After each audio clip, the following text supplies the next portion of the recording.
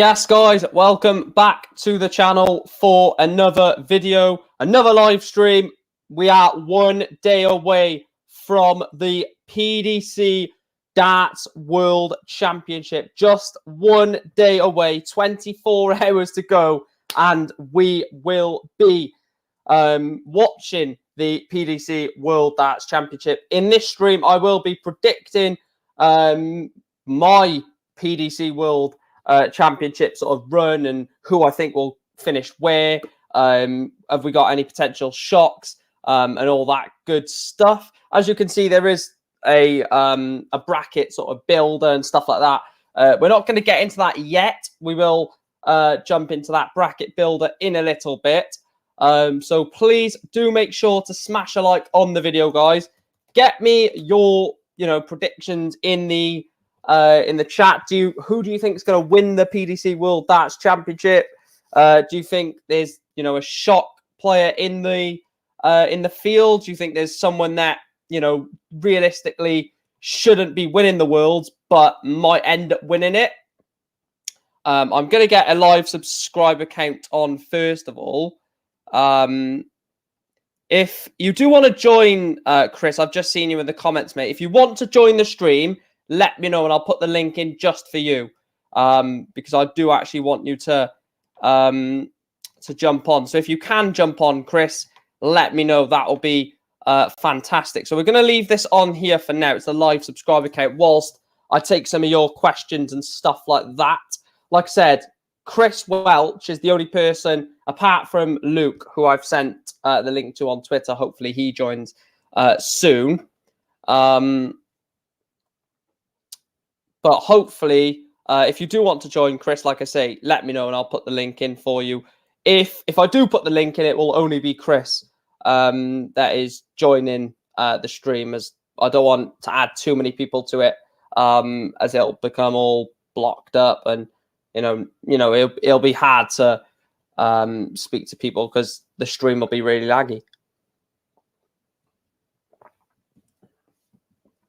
But get your comments in the chat first of all. We're not gonna rush straight into the bracket predictions, only because I want to sort of build it up. I don't want to just go straight into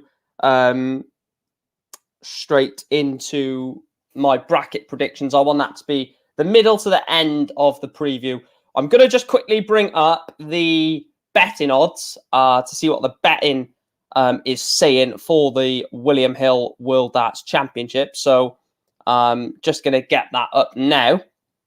I am using Sky Bet, so this is all the prices from Sky Bet. So the outright favourite for the PDC World Darts Championship is Gerwin Price. Gerwin Price is 10-3. Michael Van Gerwen is 4-1. Peter Wright, 13-2, third favourite. Johnny Clayton is 7-1. So the top four are in their own little bracket, and then you've got down to 18-1 for Dimitri Vandenberg, and then you've got a couple of 22-1s in Jose de Souza and Michael Smith. 25-1 is Rob Cross. 28-1 is Wade and Aspinall, and then you're going into the 40s, 50s, and stuff like that. There's some decent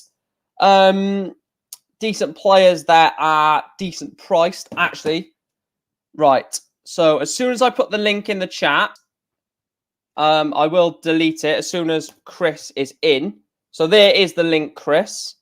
Let me just go onto the stream a minute. So as soon as Chris joins, I am going to have to delete the link because, like I said, I don't want anyone else jumping on. Not that I'm, against people on the channel. It's just the stream will become laggy and stuff like that. So as soon as Chris is across the bottom, we'll delete the link, and then I'll go into what I was saying. We'll get Chris's opinions. Does he think there's decent prices for the Worlds? I mean, if you're looking for a bit of an outsider, Nathan Aspinall, James Wade, 28-1, Rob Cross, 25-1, I think it was, or 22-1. So there's decent odds in the market. Is all depends whether you're the type of person that likes to go for a bit of an underdog or just bet for the favourite. Because there are a lot of people that do just bet for the favourites, and that is understandable because you don't want to waste all your money. Turn your camera on, Chris, so I know it's you, mate. I don't know if you are backstage. Yeah, I can see you backstage. Turn your camera on and your microphone because they're not on at the minute. As soon as you turn both of that on, mate, I will. I'll delete the link. But like I said, there's options in the betting market. There definitely is. There's people that you could easily make a shape for to go quite deep in the tournament. Go back to the betting market whilst Chris sorts his camera out. So Ryan Searle, Gary Anderson, 40-1. Chisnell, Joe Cullen, Ratajski, 50-1. Humphreys is 66-1, and that's pretty much it. We don't really want to go into Brendan Dolan territory, Chris Dobie territory, because unfortunately, it's only, I would say, I'd say 50s. It's difficult to say. I'd say 40s or 50s are probably what you're looking at as an outsider, right? We're going to bring Chris in, so let me sort this out so we can do it properly. There we are, pal. How are you doing? Can you hear me all right? Yeah, I can hear you good, yeah. Yeah, I'm done. How about yourself? Yeah, mate, I am absolutely buzzing for what we have got installed tomorrow, because this time tomorrow, Richie Edhouse against Peter Hudson will be playing in the 2022 William Hill PDC World Darts Championship, the first game of the tournament. How excited are you, first of all? Yeah, biggest tournament in darts, and yeah, can't wait for it. Yeah, I know when it's Christmas as well. Yeah, the Christmas adverts, the darts. That's what it's all about. I have got a bracket predictor that we're going to go through in a little while. But I've saved that for sort of like the middle to the end of the show because I want to build that up because this is just buzzing basically. But so first of all, without going into the bracket and looking at routes to the final and stuff like that, who is your winner for the tournament? Could be many of them, couldn't it? I mean, It could be Price because he's world number one and he's defending his crown, and he got unstoppable where if you think of it. You got Johnny Caton, the ferret, they say, and I'm done for Mike Van Doren. I just think he hasn't really won anything that big this year, and it was pretty unusual for him. So, and there's always that 2-year gap where Mike Van Doren, he hasn't won the world. So I think I'm done for Mike Van Doren. I think he's due to win something at some point this year. To be fair, if he doesn't win a single tournament all year and wins the Worlds, I don't really think he's going to be complaining, to be truthfully honest with you.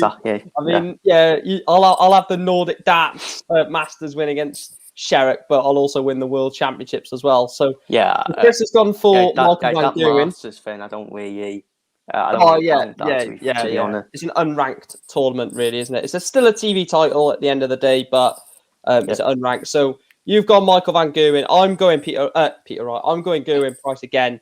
I think I would love to see Clayton, and just because Clayton he's won the Grand Prix, which is a set format. So you can't really say he's not a set player. Because all of the tournaments he's won, apart from the Grand Prix, have been leg format. So you can't really say, I don't know how he's going to suit to set play because he's already won a tournament with set play. Obviously, the Worlds is a much longer format for that. But yeah, I think Johnny Clayton has gears to go to, but I think you're going to get friendships in that potential quarterfinal against Gerwin Price, yeah. But I just don't think Gerwin takes that lightly. I think I know they're good friends. I know they're World Cup partners, but in a quarterfinal of a World Championship, I don't think Gerwin Price becomes matey with him on the hockey. I think he goes there in his head thinking, I'm one game away from a semi-final, because that would be three at least semi-finals in 3 years for Gerwyn Price. Obviously, he got to the semi-final where he lost to Peter Wright, followed that up with winning the tournament. So I mean, over the last couple of years, he's got a semi-final to defend, doesn't he, Gerwyn Price? So and Peter Wright has got a winner's medal to defend. So not just that race for world number 1, but Peter Wright could end world number 3 should Michael van Gerwen win the tournament and Peter Wright doesn't, because he can't. If MVG wins it, he can't. So I'm going Gerwyn Price. Like I said, I just think he's too strong. And I think if it was to come to a final, which we would love, by the way, of Gerwyn Price versus Michael van Gerwen, I think Price demolishes him 7-2. I think he just wipes him aside. Before we get into the bracket predictor, then I've seen your prediction video already, and you got a little Welsh, well, not little, but you've got a Welshman as your sort of outsider, Jim Williams. Would you like to evaluate on that? Yeah, he's my I put him as my surprise package. I mean, outside of surprise package, they can be the same thing, but sometimes it can be different. Like outside is normally outsiders to win it. Yeah. Colin for stuff a chat. So we'll just say surprise package then. Yeah, so I'm presuming outsider is someone different. I'm presuming. Yeah, surprise package is Jim Williams. I saw him play in the BDO. I know he lost that BDO World Final when the BDO assisted, but even so, he was still too good for the BDO, if I'm being honest. Yeah. And I thought he would be done in the PDC as well. Along with Stock Waits, who hasn't qualified, which is surprising. But Jim Williams, I think I saw him at the Transam as well. Well, we both saw him at the Transam Darts. I thought he did quite well, to be fair. In the but he's got James Wade's number.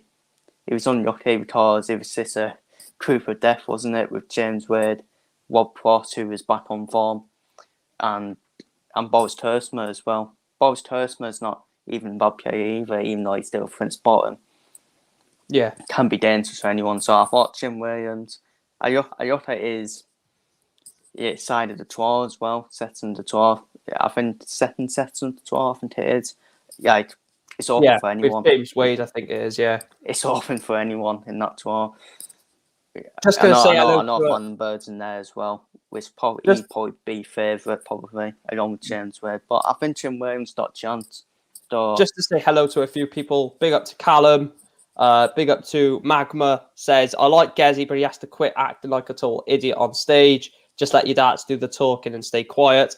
We've all heard my opinion on that, so I'm not really going to get into that, to be honest, Magma. You've viewed it before. I'll probably say it tomorrow night when Gezi Price wins his match against Richie Edhouse. Little sneak preview to my prediction there. And big up to Ben as well. So, without further ado, let's get into it, because I'm going to bring it up now. Bear with me. Going to bring up the bracket predictor. Now, we'll do this 2 ways, first of all. We will go through our sort of combined prediction, and then, we'll see if we have any sort of change of mind. So, first game then, Richie Edhouse against Peter Hudson to play Gerwyn Price. I'm going to go Richie Edhouse. Would you agree or disagree with that? Yep, completely agree. Richie Edhouse, right?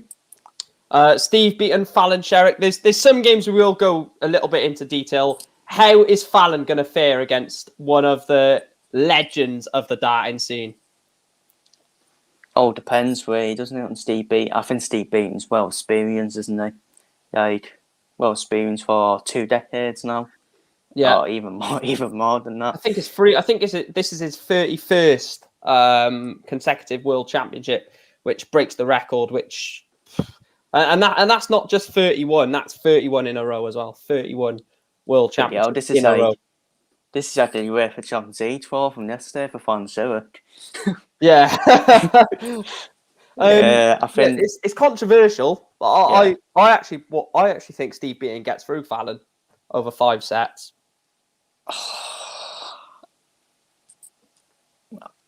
But it's fans. It can go either way, honestly. Well, we'll go with your prediction for this one. What are you saying then? I just think fans show it. I think he'll have the crowd on the side. I don't know if Steve Beaton, he hasn't talked with that before, with the crowd not on his side, from the top of my head. So, but let's see what happens, isn't it? I just hope he doesn't get booed. I really hope Steve Beaton doesn't get booed because he's a legend, isn't he? Let's be honest, he is a darting legend, Steve Beaton. So, But to be fair, Peter White got booed, didn't he? Yeah. Quarterfinals. So, yeah, which yeah. I didn't agree with, to be honest. Well, we know what will happen with a potential Gerwin Price Fallon Sherritt game, but we won't get into that. We'll maybe discuss that later on in the episode should she get through the next game and so forth. Ross Smith, Jeff Smith. I think this could be a very interesting game. I've gone Ross Smith to edge this one. What do you think, mate? Yeah, Ross Smith to edge it. I think it'll be a final set decider between the two of them. I think that Jeff Smith's quite a consistent player, and Ross Smith is obviously back to his top form this year, from what I saw. Yeah. Just wasn't on it the past couple of years. So I think Ross Smith will edge it, in my opinion. An interesting game here. Jermaine Wattimena against Boris Koltsov. No disrespect to any of these two or Dirk van Dijvenbode, but for any one of these three, I think it's really open. I don't think Dirk has been fantastic this year. Been very disappointing on TV, especially in the Players' Championship finals. And Jermaine Wattimena, we know what he's capable of. Same with Boris Koltsov. I can't predict this sort of quarter or bit of the draw. So I'm going to let you do it, mate. Who gets through between Wattimena and Koltsov? I cannot predict it because Wattimena can be world class or absolutely woeful. Yeah, Wattimena, I'm just one of them. Wattimena, like, for some reason, I just don't rate him at all. Honestly, maybe it's just due to inconsistency, probably. Yeah, but that's what I think it's down to. Then I agree. It's gonna be tough. I think Wattimena will get through. Yeah. Oh, I think I'd like to say experience, but he's not really ever kicked on, has he, Jermaine Wattimena? I thought, a few years ago when he was it a quarterfinal he got, I think, at the match play, or a few years ago he got to a major quarterfinal and just never really pushed on from there, to be honest. The next game then, Keane Barry against Royden Lamb. I'd love to see Royden Lamb go far for nostalgia, but it's one-way traffic for me. I think Keane Barry wins this. Maybe even 3-0, to be fair. I think Keane Barry gets through that one. Yeah, Keane Barry for me. One of the upcoming young players as well, Keane Barry. Another up-and-coming player, Louis Williams against Toyo Kazu Shibata.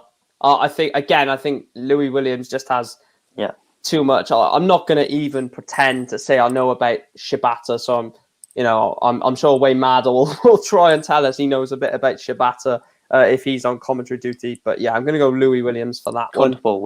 Comfortable win for me.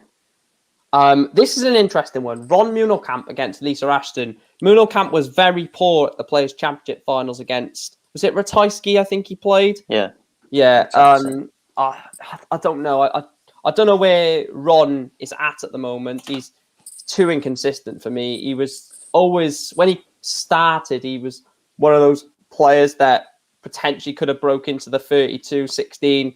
Never really done it. Are we going to see two women into the second round for the first ever time of the World Darts Championship? I'll let you decide that because, again, I'm not too sure. I agree with one Mollenkamp. I think, then, he's probably another player who's been very inconsistent, or always been out of form throughout the whole year. Yates Watson. It was a hard one, some Darts crew for anyways, let's be honest. Mike Van Duren, Joe Cullen, and Big John Henderson as well. we can beat this player. Come off the back of the World Cup as well. So yeah, so Henderson was in good form. So I think he still has some fancier chances, in my opinion, than Swan Camp. I'm going to put Lisa through. Yeah, I am as well. Right. This next game, William O'Connor, Danny Lauby. I don't know if anyone else in the chat or you agree with this, but I reckon this could be. I'm not going to go too bold, but I definitely out of the first round, the best game. Both players absolutely phenomenal. William O'Connor, was it either Gurney or Gerwin Price that knocked him out last year, and Danny Lauby was in that thriller against Ryan Searle, where he hit the 1-3-7 and then took the 1-4-1 out. I really think that whoever comes through this beats Glenn Durrant and could go on a really good run, and could even beat Michael Smith or Lisa Ashton, because me and you have said on countless times about Mike Smith. So yeah, what's your predictions here? It's a difficult one. O'Connor is a good player. We saw him at the Players' Championship finals, put up a good fight as well. Danny Lauby was phenomenal on the online league as well. This is a tough one to call, do you think? Yeah, then I reckon it's done all the way between the two of them. Probably to some death, yeah. I think I agree. It'd be one of the best matches of the first round as well, and I do expect one of them to no disrespect to Ken Durrant just because of the form Ken Durrant's in. I don't see him. It's sad to say really for Ken Durrant, but it's just sad to see for him. So I think I'm gonna edge towards William O'Connor. Gonna edge towards him. I was going to say I was going to edge towards William O'Connor as well, and then I thought you was going to say Danny Lauby, and I already had a decider because in the comments Magua said Lauby can win this one, so I would have gone with that for the decider. But that's the first section of the draw, so we'll go over to the second section now, which has got some very good players in it, but also very open. The first game, Mike Hoven against Kai Smith. No disrespect to Kai Smith. I think I'll say this for a few games. I'm sure you'll agree as well. We just don't know much about some of these players, and we don't know the form that they're in. And we've seen obviously Kai Hoven on TV a lot this year, and on the Pro Tour as well. So I'm going pretty straightforward. Kai Hoven, do you agree, or have you got something to come back? Yeah, I agree. Hoven. I think it should be no disrespect to Kai Smith. Should be a comfortable game for Hoven, but we don't know in that's for you. Yeah, you never know. I mean, for I think one of the games is Adrian Lewis, Matt Campbell, which we'll get to in a bit. I mean, on paper, for the regular darts fan, they'll say, "Oh, Adrian Lewis wins that 3-0," but I don't know. Matt Campbell is in a extremely good place, to say the least. Anyway, Adam Hunt against Boris Krichmar. Again, another tough game. I think Adam Hunt has got a really good future in the sport. Done very good at the match play, or was it the Grand Slam last year, getting to the knockout rounds, getting through that group that he had. Boris Krichmar again was at the Grand Slam this year. Did finish bottom, but like we said earlier, a tough group that he was in with James Wade, Jim Williams, and Rob Cross. So how do you see this one going? I'd like to edge towards Adam Hunt because I just think he's got that sort of. I know we've said it a lot, and pundits will say it a lot as well. He's got the darts profile. He's athletic. He seems athletic. He seems sort of. He fits the profile of the PDC and Sky. I would put Adam Hunt through purely based off that because I think it's a tough game otherwise. Oh, I mean, Adam Hunt. I'm pretty sure he made one at the World Darts Championship last year as well. Correct me if I'm wrong, or it might be in the year before. No, he beat Lisa Ashton in the first round, and he lost to. I think it was Gabriel Clemens. I could be wrong. Yeah, it might be, not see, but I'm pretty sure he made one in one time. It might be in Grand Slam, as you mentioned.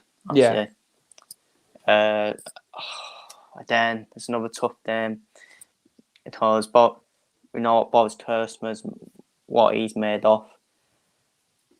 I'm asking off a Boris. Because you're the guest, I will put Boris through. In my predictions, though, guys, I would put Adam Hunt through. This is an interesting one because you're probably going to back the Welshman and you're English, and I'm probably going to back the Englishman and I'm Welsh, which is quite mental. I personally put Ted Everts through here. I think Ted Everts, after winning the World Youth Championship, they always say that, you know, can't speak. They always say that if you can win Minehead, it puts you in a right place for preparation, and to put you in a good mental state for the Worlds. And obviously, Peter Wright did win the Players' Championship finals, but Adam Hunt played 6 or 7 games in the same day, like a Pro Tour, and won the World Youth Championship. So, you know, he's definitely in very good form at the moment. Obviously, he hasn't played since that.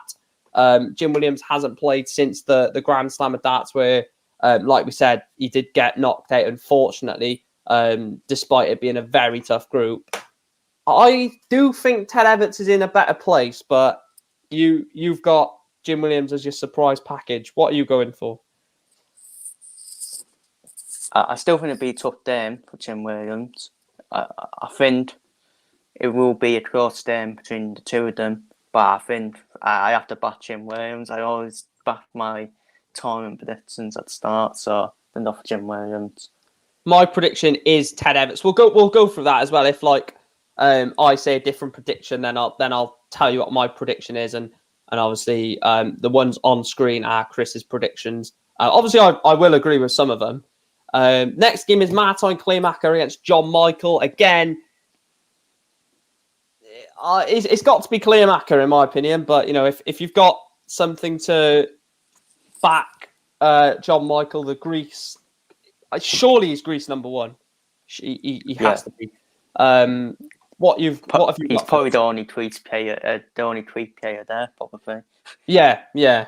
Which we'll get on to about a certain player who's playing against Alan Suter, about how he keeps qualifying for the World Championships. I'm sure you know who I'm on about.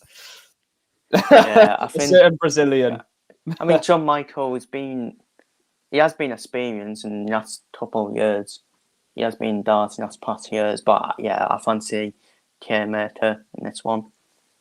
Right, the next game we mentioned William O'Connor, Danny Lauby being a massive game in round one. What about this for a game then? The all-German affair between Martin Schindler, who has played fantastic this year from losing his tour card, and Florian Hempel as well. Both were phenomenal during Q School, and both have now just, you know, considerably jumped massively up the rankings and are playing each other, which is mental. Like, I never thought after both coming through Q School that they would both be in, you know, a round one game in the world against each other. I'm going to let you take this one on and see what you say, but I've got my prediction. But take it away, Florian Hempel, Martin Schindler. Well, Florian Hempel, I don't know if you saw him at the Hoopian Darts Championship Against Peter Wright. Peter Wright knocked him out, and basically pulled Peter Wright's pants down, basically. So yeah, he was brilliant. Who did he play before Peter Wright? Because he beat someone before as well. I can't remember who it was. I think it might have been a qualifier, like before. Oh, it might have been. But I remember he beat someone in round one as well, like 6-2 as well, or something like that, which was incredible. But yeah, carry on. Yeah, so I'm throwing Hempel as obviously one of the upcoming German players throughout the year, even before the Hooping Darts Championship. Yeah. And Martin Schindler, good to see him back on top form for this year, because he has been in darts for the last couple of years. Like last year, he was non-assistant last year. Like we didn't know what happened to him. Yeah. So then it'll be a set decider. I think it'll be a set decider between these two. Yeah. Hope he gives up to that. Hope he doesn't give up to Damper, and someone wins comfortably. So I think Martinson edges it for me. Yeah, that's exactly what I was going for. And by the way, what a bit of the draw that is. Hempel versus Schindler to play Dimitri. Massive. Anyway, the next game, again, look, I don't want to keep saying this, but no disrespect to Raymond. I think you know where this is going. Jamie Hughes gets through this quite comfortably, in my opinion. Yeah, Jamie Hughes recently came back from an injury, didn't he, with his Yeah. arm? He got So the qualifier did as well, see him doesn't back, he?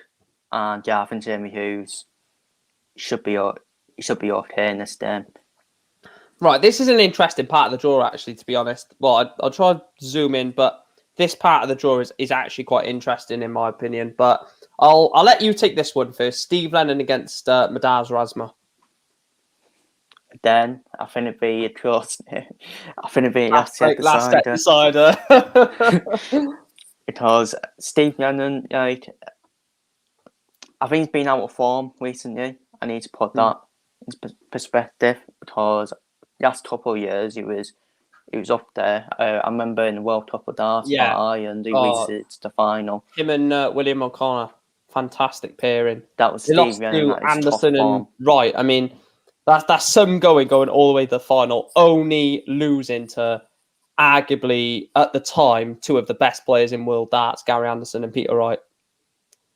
Yeah, I mean, no shame losing to them, were you? And I think Magnus Swardsma, he can be good on his day, but at the same time, he can be inconsistent.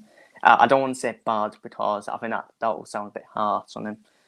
I'll say inconsistent. Oh, God, you put me on the spot. Well, I'll give you what I've gone for. I've gone for Razma, in my opinion. I think Razma, he was good. I can't remember who he beat in the first round last year, but he played Gary Anderson in round two and actually gave Gary a bit of a game. I mean, that whole tournament for Anderson was he just winged it, didn't he, Gary Anderson, all the way to the final, and we saw that by the demolition that Gerwyn Price done to him. Even though Gezi did have a lot of darts missed on that double five. Gezi was worrying me at one point, considering I had a bet on him. But yeah, he did get over the line in that, thank God. But yeah, I've gone Razma. I think he sort of has that sort of European, feel about him, Razma, and I think that potential second round game against Ratajski could be very, very good. And we'll get into what I think about the winner of this Razma Lennon game and when we get onto the second round game. But I'm going Razma in my opinion. Yeah, I'm gonna edge towards Swardsma as he's in the better form at the moment. Right, this is an interesting one because I think this is another seed that could potentially drop in round two. Ryan Joyce against Roman Benecki. Sorry to Roman Benecki, the Czech international. I'm not sure if he's been at the World Cup. I know, obviously, Carol. No, it would have been Gavlas and Sedlacek at the World Cup for Czech Republic. But yeah, are you going Ryan Joyce as well? Yeah, Ryan Joyce should be comfortable for him. Right, the third section of the draw, quite a packed and stacked section of the draw. I don't know whether to lean towards this, but I would say the hardest parts of the draw are section 1 and section 3. I don't know if you'd agree with me. I mean, you look at this, right? But then again, section 4 is. I mean, I can't really say anything because the PDC these days is just phenomenal. It's got multiple world champions in the field, multiple TV title winners, multiple Pro Tour winners, multiple like Paul Lim and Steve Beaton just consistently at the Worlds. I would put my neck on the line to say this is the tightest field of all time. Yeah, as in the whole bracket, I agree. I think this has got the potential to be well. Depends who gets through, obviously. Yeah, we could have some shocks. I mean, we're going to look at section 3 now. We don't want to dwell on other stuff. But the first game of section 3, Ryan Meikle against Fabian Schmolzer. If anyone doesn't know, obviously everyone will know who Ryan Meikle is. He's been, ever present on the tour and in the development tour as well. But Fabian Schmolzer, 16 years of age. 16 years of age from... I'll answer your question in a bit, Liam, about the website. 16 years of age German. We're talking about Florian Hempel and Martin Schindler up-and-coming Germans. I don't think you can get much up-and-coming than a 16-year-old, but what's your prediction for that one? Fabian's done nothing, does he? I think Wayne Merkel will be the favourite and should be expected to win. Yeah. I've gone Meikle to win 3-0 or 3-1, to be honest. Look, it's just going to be a hell of an experience for Fabian. But then again, that could put even more pressure on Ryan Meikle that he has to win, really. And you never know, the German crowd could be in there as well, supporting him. So, yeah, I think Merkel should win it, in my opinion. The next game is quite an interesting one. Luke Woodhouse against James Wilson. If this was a few years ago, I would say Wilson wins this 3-0, 3-1. But Luke Woodhouse, just like another Luke Humphreys, both of them have actually, plummeted up through the rankings and are in a great place at the moment, the double Lukes. I've actually got Luke Woodhouse to beat James Wilson just because I think Woodhouse is just in a very good place at the moment. Even though Wilson has had a few problems with, he didn't really recover from COVID like a few other players. But yeah, I've got Woodhouse to not get through comfortably because I think that would be a bit of a disrespect to James Wilson, who's been an ever-present on the tour, like I say, for a lot of people. But yeah, I've got Woodhouse to get through this one quite comfortably. Yeah, Woodhouse for me as well. Now, this is an interesting section. Not just this first round match, William Borland against Bradley Brooks, but to play Ryan Searle, who, apart from Johnny Clayton, is probably one of the most improved players on the tour this year, Ryan Searle. I'll let you take this one then, mate. William Borland against Bradley Brooks. The Lunster derby, isn't it? William Borland, Bradley Brooks. I think Bradley Brooks should win. I think he should win, in my opinion. After what we saw at the Fans Jam. He was 2-0 up. I'm not saying William Borland played bad against Michael Smith and played something. He played quite well. I just think Bradley Brooks is the better player. Yeah, I totally agree with that. And last year, Bradley Brooks, like I said, was 2-0 up against Dirk van Dijvenbode in that first round match. Should have won. Should have won it. Missed that. Was all over the place in some aspects of that match, and Dirk was just ploughing away in sets, and when he won that first set, you could just see. Obviously, we know what Dirk's like on stage, but we just saw that release of emotion from Dirk, and from that point on, 2-1 to Bradley Brooks, I said Dirk's winning this. I said I just see Dirk winning this. He's got that sort of never say die attitude that you need in set format, because if you can lose a set 3-2, it's obviously you relate it back to leg format, and you're thinking, I'm only losing 3-2 here. If I come in the next set, I'm winning in the leg, I'm winning in the legs, and I'm level in the set, and then it's a level game again, and you've got the sort of momentum and the confidence to push on. So that's why I think Dirk won that battle last year. But no disrespect to William Borland, I may as well get that as a tagline for the channel. But I think Bradley does get through that. I'm not going to say last set decider. I'm going to go 3-1. I think to Bradley in that one. Next match, Jason Heaver against Gordon Mathers. Now we're talking about exciting games. I think this is going to be quite a bit of an old-fashioned game. I think where the older generation of darts fans will enjoy this one more. It'll be more of methodical sort of nip and tub nip and butt, whatever it's called, type of game. This going back and forth. I think this is going to end 3-2, but I don't think it's going to be an exciting 3-2. I think it'll be one of those where player A will miss 2 or 3 set darts, then they'll hit like a 140 or something to put pressure on, that sort of game. Just because of the lack of preparation, I'd probably put Jason Heaver through against Gordon Mathers, because Gordon Mathers is a replacement for Juan Rodriguez, I think. Quite, It's It's that Spanish one, wasn't it? Yeah, because he couldn't get his either his I can't remember what it was. I think it was his visa or something. But anyway, that's why he's through. It might have been COVID, Yeah. So I'm gonna put Heaver through. Actually, I wasn't listening. Oh, what have I done there? Right, we'll sort that out later on. I don't think Jason Heaver beats Danny Noppert, by the way. We'll sort that out later. The next game, Jason Lowe against Daniel Larson. Again,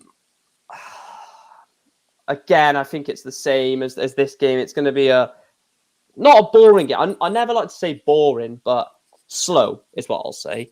I think Lowe gets through this just based off experience. Not experience, because Larson is an ever-present in the Worlds, but based off experience of getting further on in the Worlds. Obviously, he beat Michael Smith last year, didn't he, Jason Lowe? So, yeah, I expect Jason Lowe. I personally think Jason Lowe wins the Stem Trump. I think he's by far the better player than Daniel Larson. Not with no disrespect to Daniel Larson, there goes that tagline again. Yeah. So I think Jason Lowe, comfortable. The next game is another, well, I wouldn't say an exciting game, but it involves one exciting player. And a player that I've just seen on the tour just rise through. I mean, he's beaten. I've got the list up here because I needed to get this list up, so I've made this pre-stream. Gerwyn Price, Peter Wright, Michael Van Gerwen, Raymond Van Barneveld, Gary Anderson, James Wade, Christoph Ratajski, Mensur Suljovic are the players that Alan Suter have beat in his first year as a PDC Tour card holder. Quality player like on Suter, that is. Pot Taylor, he always qualifies every year. Like Paul again, where well, obviously he's more far under. As in he qualifies all the time because he's probably the only pursuing player out there. But Alan Suter, what a wide up this year for him. Yeah. I'm presuming you're going Alan Suter as well? Yeah, Alan Suter for me. The next game, do you know what? I'm going to let you take this. Just to sort of clarify, if anyone else is new to the channel, new to the stream, I've not put Jason Heaver to beat Danny Noppert. I just made a mistake and pressed that twice, so it put him into the next round. I need to just see if I can... All right, I can change it. Right, Danny Noppert is through. Would you agree with me on that? Yeah, I agree. Right, well, we'll sort that. Let's sort the rest of that in a bit. I'll let you talk us through Joe Myrne and Paul Lim whilst I just answer someone in the chat. So Lewis Ches says, "How's it going, Mike? Long time no see, pal. Fancying Clayton me just because it's set playing Grand Prix was solid. Can understand that. I just don't see Clayton getting past Gezi. I just cannot see it." And then Luke says evening. So Paul Lim, Joe Myrne. What is Chris saying for this? Joe Myrne, we've seen him, in the tour now for years. I think he's one of the players who is trying to keep hold of his tour card. Correct me if I'm wrong. Well, maybe one of the players. And then, I mean, he was on the print, wasn't he, of the top 32? A couple of years though. And now he's dropped back down again, and he's in now another inconsistent player. as much the standard of players have done high, there've also been some inconsistent periods. And Paul Lim is obviously fans' favourite, Paul Lim, qualifies yeah. every year. And That nine data, we all know about it. If that would have went in, but he was unlucky as well. I think he went into Vandenberg in the last World Championship. I yeah. mean, the form Vandenberg was in, that I think had no chance beating him. But And he did actually knock out Luke Woodhouse, didn't he, Paul Lim, in round one, which everyone said that was not Luke Woodhouse, Luke Humphrey, sorry. yeah, that was it. Everyone said, yes, Paul Lim is a legend of the game, and yes, he's still got ability. They just think Luke Humphreys was just too good for Paul Lim. And in my opinion, I think he gets through Joe Mernon first of all, and then I'm just seeing an interesting game against Aspinall. I'm not sure if you're aware, but Aspinall played in a exhibition in Scotland over the weekend, had his wrist plastered up. I'm not going to say the words, but Paul Lim, maybe. But have you got Paul Lim to get past Joe Mernon? I do think it'd be a close game. I don't think it'd be comfortable for either player. But I think Paul Lim will just edge it with the crowd on his side. Touch wood, we do have crowd, by the way. Oh, yes. I must clarify that. If Boris Johnson makes us have one day of the World Championships with crowds, like an exam hall, and then the rest there's nothing. Bear in mind, though, I don't know if you agree with this. I know a lot of people just said, no, shut up. We just prefer the fans. But I did actually like that sort of central walk-on that they had for the Worlds last year. I know it wasn't what you want. If they could try and get that somehow with the fans in, I would quite like that because, of course, Gezi walked all the way back to the trophy, didn't he? Before he hit that final dart. But yeah, I thought that quite. On that central walk on, you had the podcast crew there just behind you. Yeah. You guys are wearing mad or all that. Yeah. They're sitting there talking about the match, and they got behind him. Oh yeah, we're talking about him. Yeah, it was mental. In this match again, I just put Callum Ridge safely through. I feel like Callum Ridge is. I don't know how to sort of say this, but I think Callum Ridge is cheating by being a non-seed. I think he's basically a 32 seeded player. He will be in the 32 after the conclusion of this tournament. So it's weird because as soon as he throws a dart, he's essentially a top 32 player, but at the moment he's not. As you can see there, it says 42. I don't think that's that's not the seed. Ignore me. But yeah, it's just mental that basically as soon as he throws one dart, he will be classed as a top 32 player. But I put Callum Ridge safely through. Would you agree with that? Yeah, Callum Ridge, comfy through for me. Right, the last section of the Grand Slam, the last section of the World Darts Championship, section 4. First game, Chaz Barstow against John Norman Jr. to play Michael Van Gerwen. What have you got for this one then? Chaz Barstow saw him in the Players' Championship. I think he got knocked down by Brendan Doran. Yeah. He didn't play that bad, to be fair. And then Brendan Doran was probably the better player, and that tournament showed why he was the better player.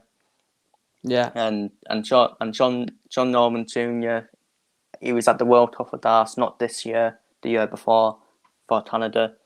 And he is a proper chat in the box on stage. Yeah, he will jump around the stage. He will make it hard for the opponent.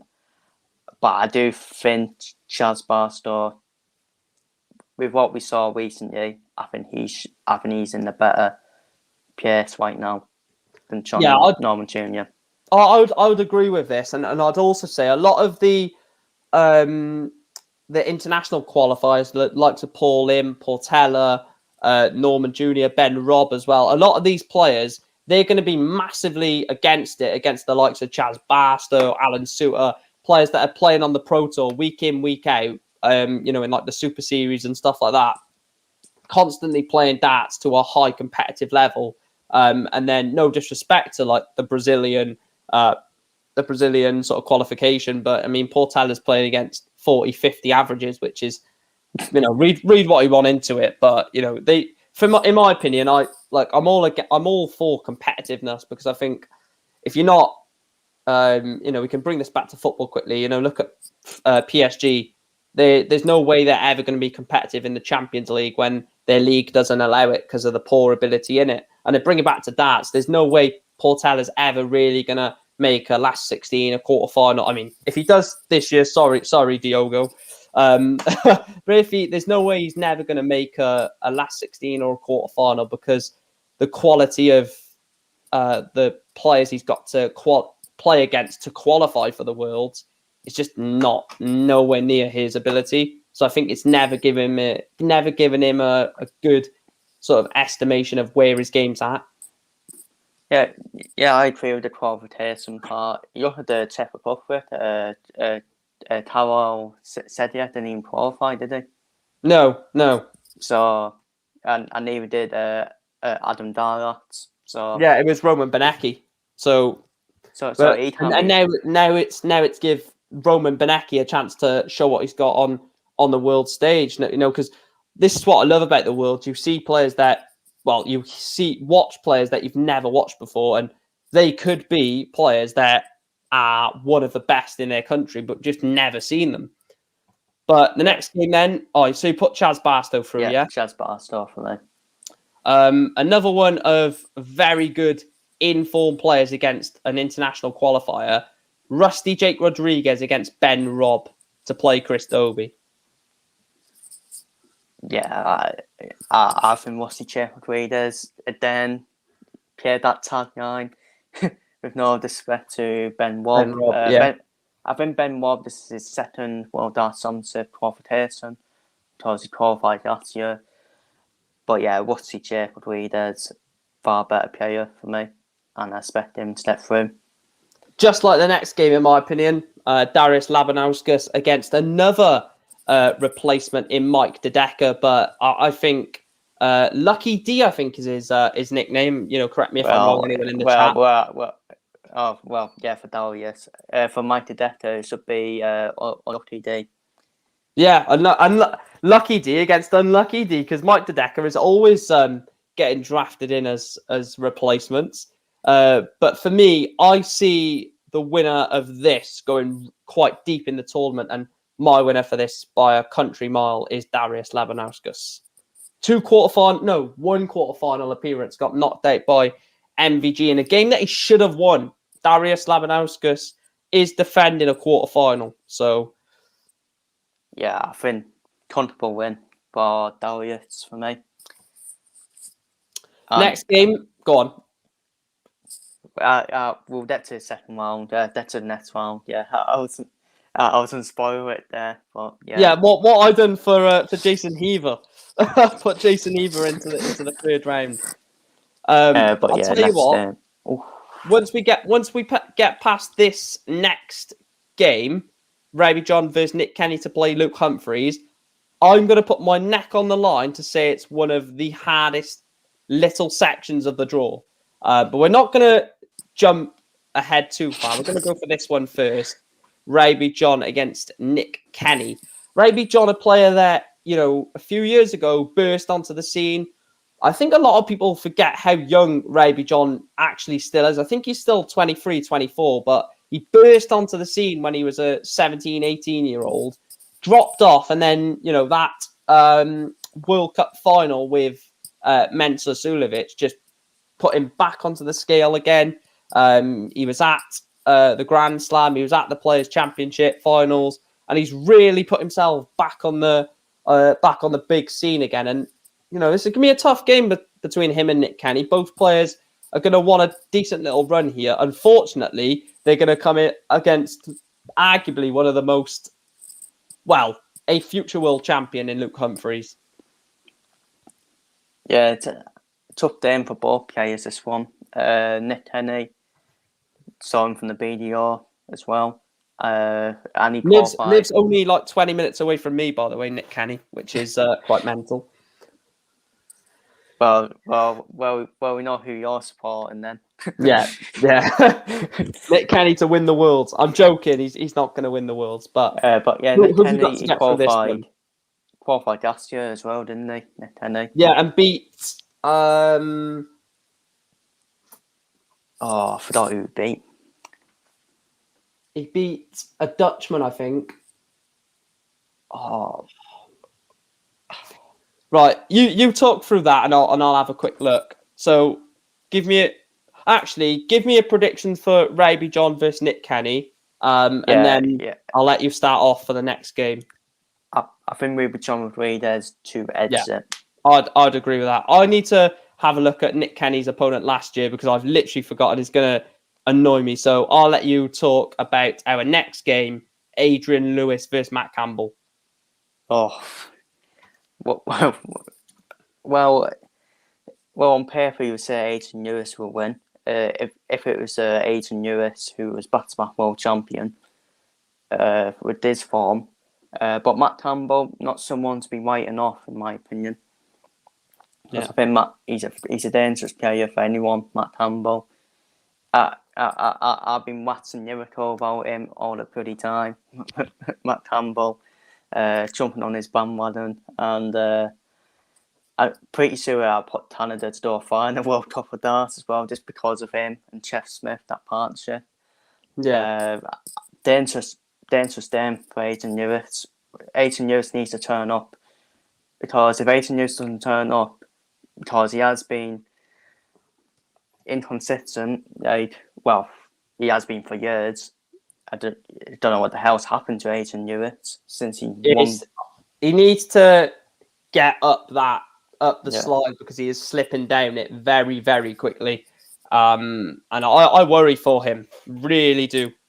Back-to-back world champion is potentially, if outsiders that, like we said before, have decent runs at the tournament, he could see himself out of the top 32, which just seems, well, he is outside the top 32, but, by a considerable margin. It's just mad, really, what's happened to him. Like, back-to-back world champion, and now, look at him now. Unbelievable. Like, where he was unbeatable before, and now he can't win a game. It's just mad, really. Yeah, I think this is going to be a final set decider. I really do. I think Matt Campbell will debate and use a one for his money. But I think Adrian Lewis will just edge it. I think Adrian Lewis fights from the crowd as well. Yeah, I didn't know whether to say it because I didn't know what your sort of reaction would be from it, and I didn't want you to think, what is he saying? But yeah, I just think Adrian Lewis just has enough. I mean, he's a two-time world champion. Matt Campbell has never really done anything on the world stage as any real note. Adrian Lewis keeps his head in place and doesn't start funny business. Putting firearms off. Conspiracy theory for you.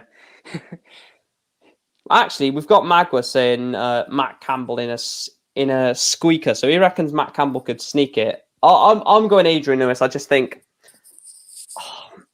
I think I'm probably giving Adrian Lewis a bit too much respect here by saying he probably will win this. Do you know what? I'm actually gonna say Matt Campbell. I think he's been phenomenal on the online live league. He's been brilliant in the World Cup with Canada for 2 years now.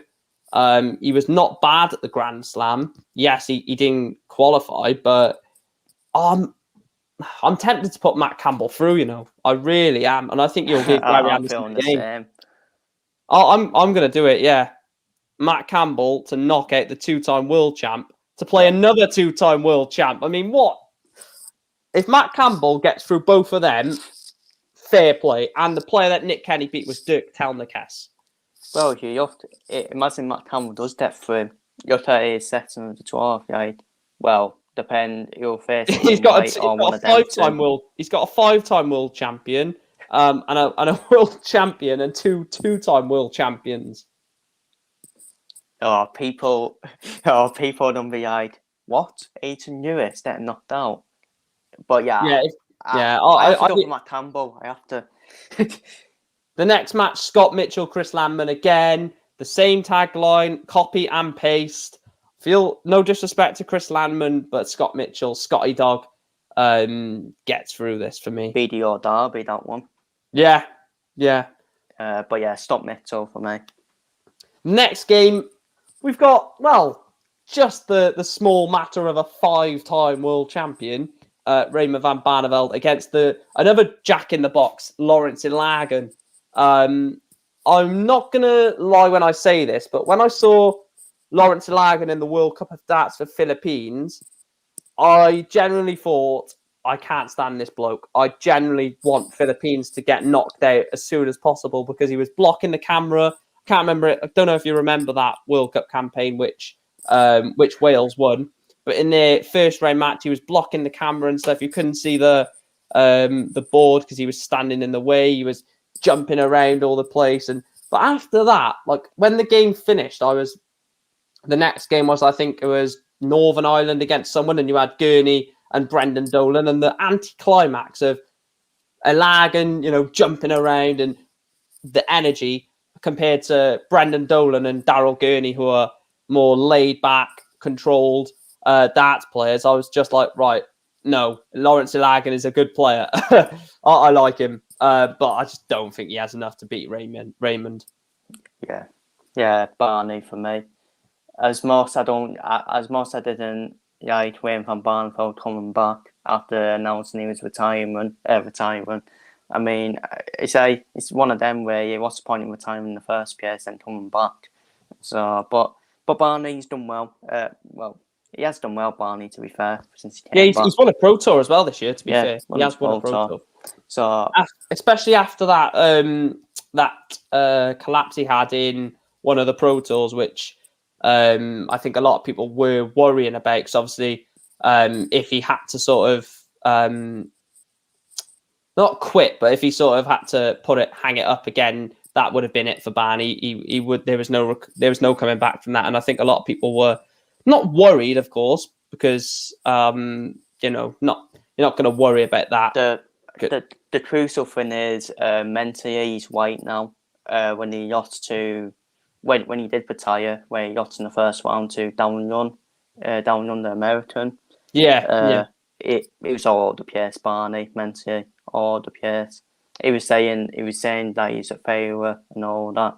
When you're saying that stuff, where he's a 5-time world champion. The thing is with darts, it's I would probably say it's 60-40, 60 in favor of mental, a mental strain than physical, because the only thing physically you're doing is, I know I sound really stupid here, but walking back and forth the board and using your arm. Mentally, if you lose a game, just a one-off game or an exhibition, you feel mentally weak and stuff like that. But especially as a 5-time world champ losing, so no disrespect to Darren Young, but not a nobody, because he's still a professional darts player, but compared to Barney, an absolute nobody. Yeah, top and change, where you. And the next game, I don't really see anything other than this. I can't see Nitin Kumar beating Ricky Evans. Would you agree with that? Yeah, Ricky Evans for me. Even though I don't, with Ricky Evans, the speed he throws at, what he has is composure when he's on that crucial double. When you're on that crucial double and you throw that quickly, I'm sorry, not really going to take it out. I think you need composure. But quick players like Vincent Van Voort, he has composure. Danny Lauby is another one. Yeah, Danny Lauby. But yeah, Ricky Evans, I think he should beat Nitin Kumar. Right. Let's go up to... what has happened there? Let's go up to round 2. So go to the first section of the draw first of all. And the second round game, which will be happening on the first night as well, should Richie Eddowes get past ball. Whoever wins this game will be on night 1. Gerwyn Price against Richie Eddowes in our predictions. Gerwyn Price. Yeah, I was. Yeah. Oh no, not Richie Edhouse, Gerwin Price. Kim Hybrex. Actually, I'll rephrase this.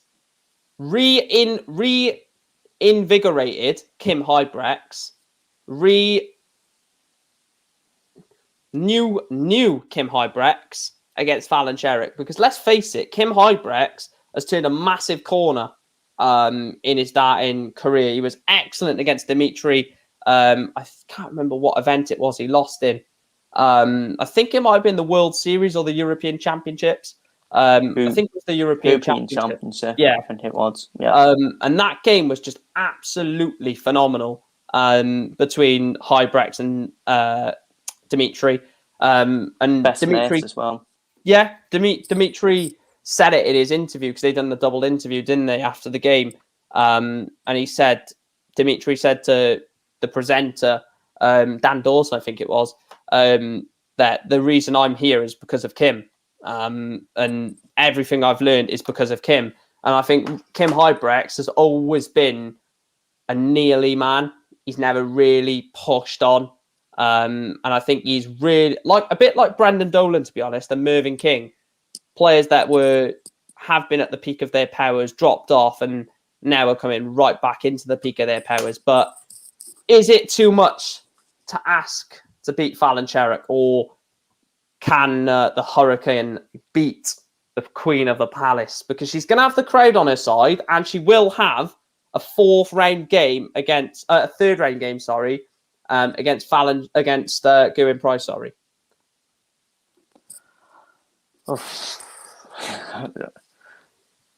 It's tough. Yeah, Fallon Sherrick doesn't have crowd on the side. I've never seen a game where Kim Hybrex had the crowd against him.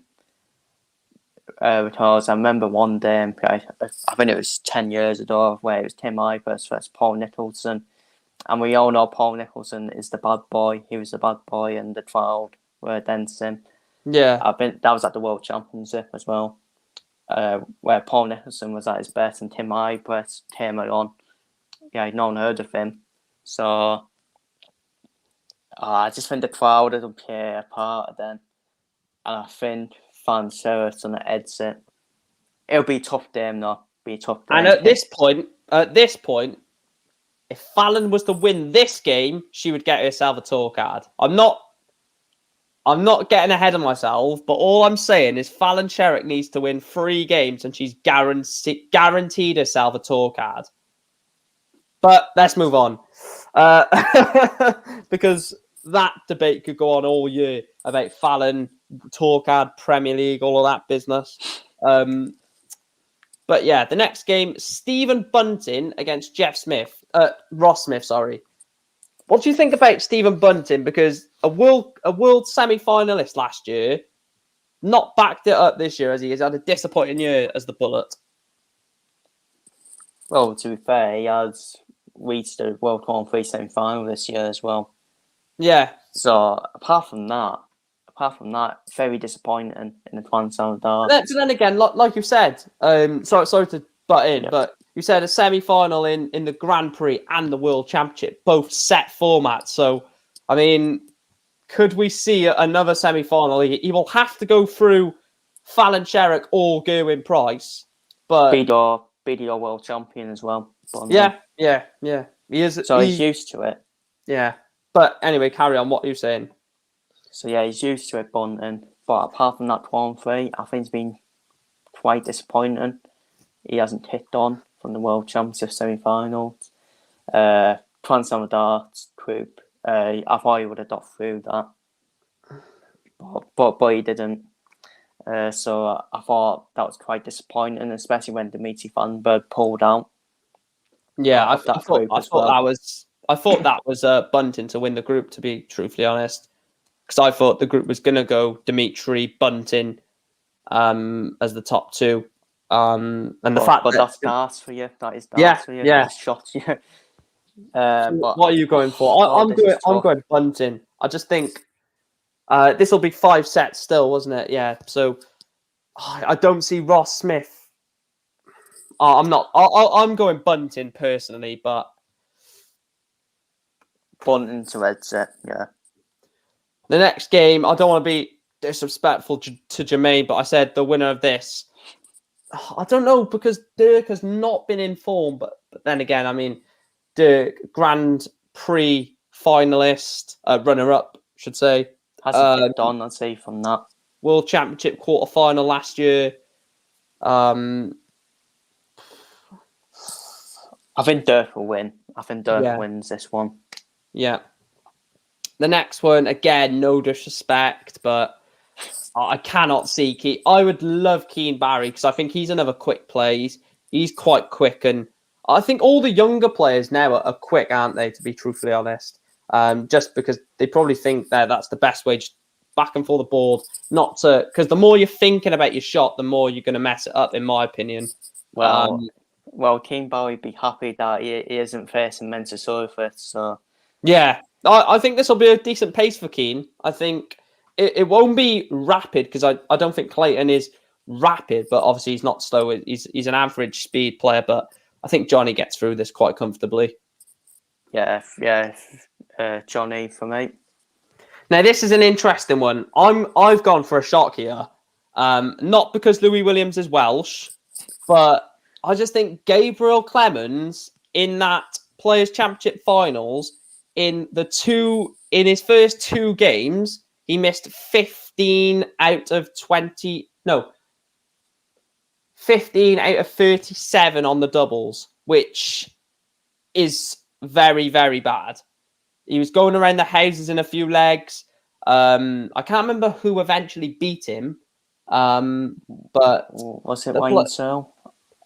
I'm not too sure. I can't quite remember, but the person that beat him had a very good percentage on the doubles, and that's basically what knocked Clemens out of that. He beat Steve Beaton in the first round, and missed, I think it was 12 out of 19 on the doubles or something like that, but got through.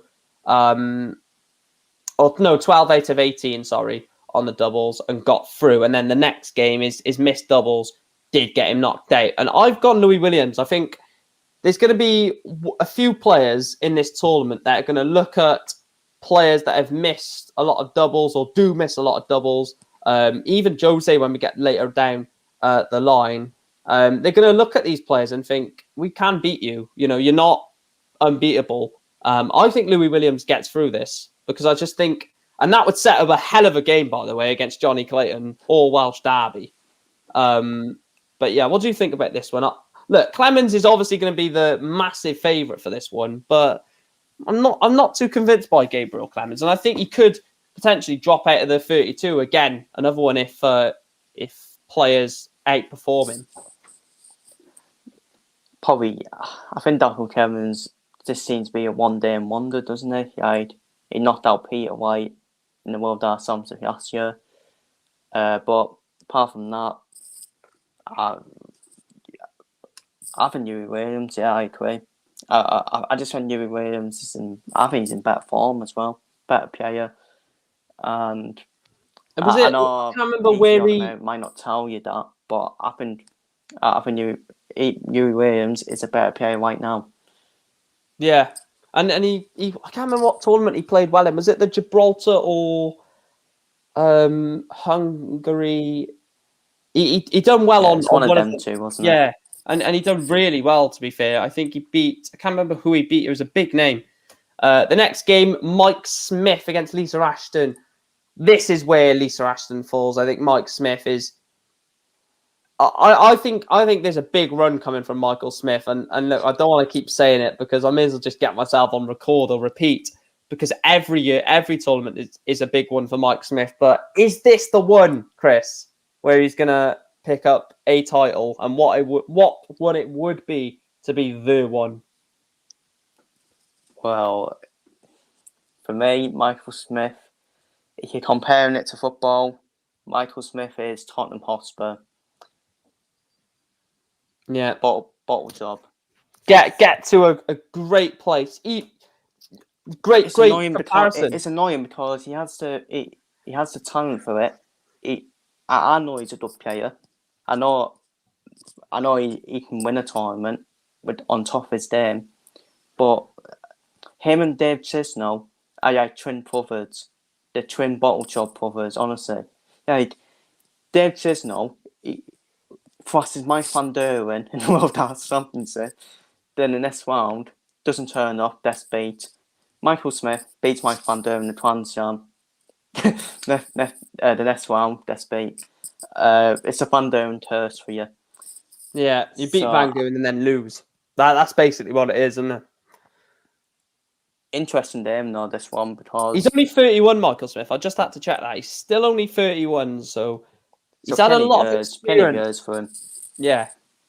Do you think I'm Lisa not can saying beat him? it's the end of his the end of his career because he's a bottle job, but yeah, I'm just being brutally honest about him. So interesting game. Yates Watson, you would think, have the crowd on the side. Yeah, not enough for me to beat Michael Smith. I think Michael Smith's better. Yeah, like about Fallon with Kim Hybrex. I think Fallon has more ability than Lisa. I'm not saying we could go into a really bad territory by what I've just said there. I'm not saying Lisa Ashton has a better career than Fallon, but right now Fallon is better. And I think the crowd with Fallon's ability is better than Lisa's ability with the crowd, because I think she needs more than the crowd to beat Michael Smith, like you said. Where Fallon, I think the crowd could get her over the line, I think, against Kim Hybrex, just because of the hype around here at the moment is just absolutely phenomenal. The next game, I'm just going to say William O'Connor.